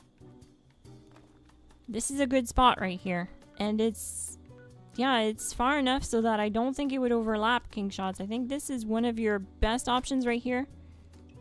Come see. Come see. You would have to put your camp module right on top of the road. But this ain't a bad spot. See, it's nice and open over here. Both ends of it are open. And the best way to do it is to just free place foundations down here. Because on foundations you can decorate easier than if you try and decorate on the dirt. You absolutely have to use mats on the dirt. Let's keep looking though. Well, this is nice and open over here too. This ain't really a good spot right here. It's too narrow. It's too angled. The car's falling in. You don't really have a good point of entry.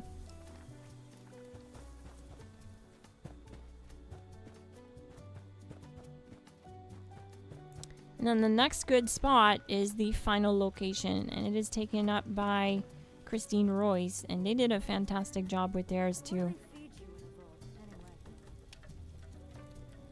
I love the little bathroom back here. I don't mean to ruin the lighting. I just have bad eyes.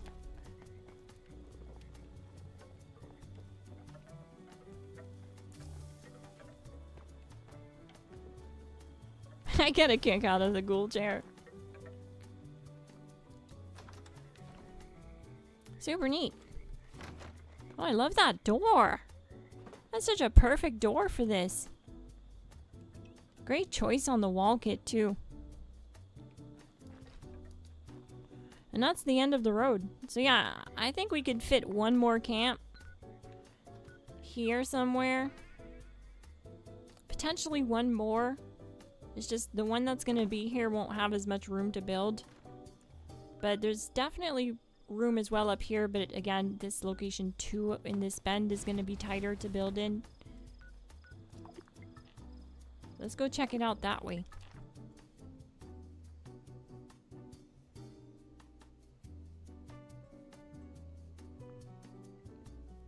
Thank you, Queen's Den. GG.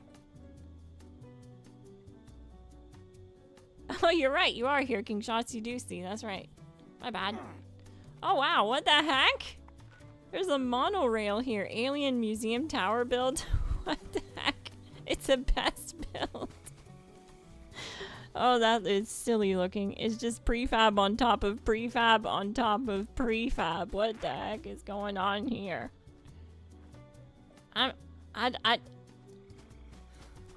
kind of have to see this. I need to go see it. It's compelling enough to go see. It's one of those things where you go, what the heck is this person thinking? Remember I said I like to see monorail builds? This is one of them. This is one that you can build out of. It's pretty neat. But I don't know about what this person did. It's a bit out there. It's just kind of like random stuff piled on top of stuff. I think I own this prefab and I've never used it. It's just so massive. Like, how are you gonna decorate this?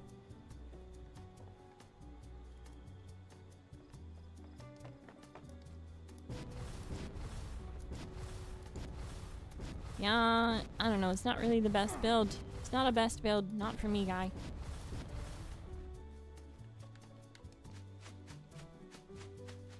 But I want to check out the road here, the tunnels down the road, to show you guys what other options there are. So let's get inside the tunnel.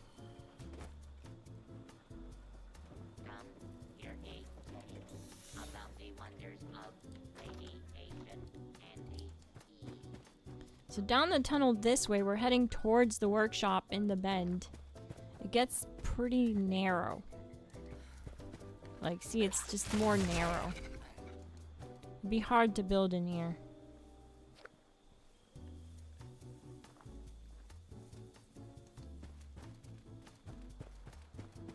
I mean, this is pretty big. It does open up here. You could potentially build like a room that goes down this way, blocked off with a wall and a door. And then just have this be your main area. It is big enough for like a bed and like, kind of like how mine is a main area. It's mostly a main area and then a little bit of hallway on each end. But that's it really. It ends here.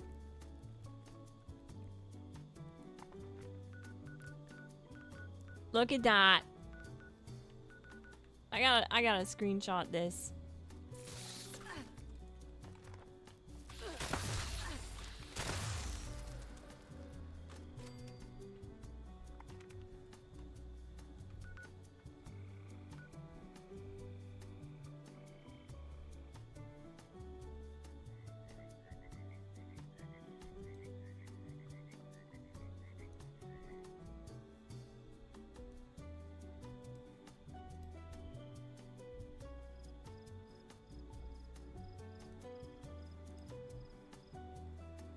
Cool. Well, gang, that's gonna be it for tonight. I think. Let me make sure I answer the questions if there are some. Some simple build videos too. Okay, yeah, absolutely. Let's look at the poll. What did the poll say? 93% yes. Okay, wow. 14 votes. Okay, alright. Simple can't build vids too. Alright. We can do that. I guess the video can be a can't build video. Why not? It doesn't hurt. I know, our tunnel community is evolving. It's finally coming together. I love it. But yeah, that's gonna be it for tonight, gang. I'm gonna get off and I might play a little bit more. But yeah, I just need to get off the mic because I can tell that I sound tired and my voice is cracking up and drying up, so I need to drink some water and get ready for bed. But I still might play a little bit on my handheld, so if you see me on, don't be shy, join up.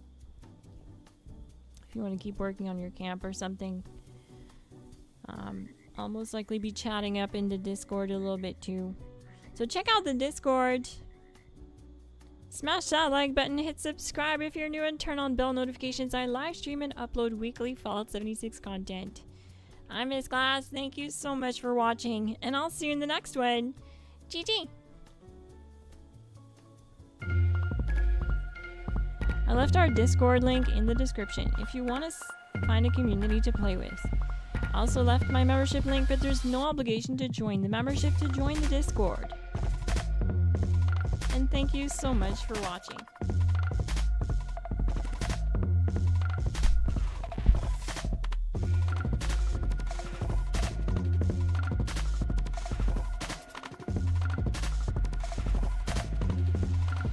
Oh, and shout out to my friends who joined the stream to work on this little community. This little underground pool tunnel system community.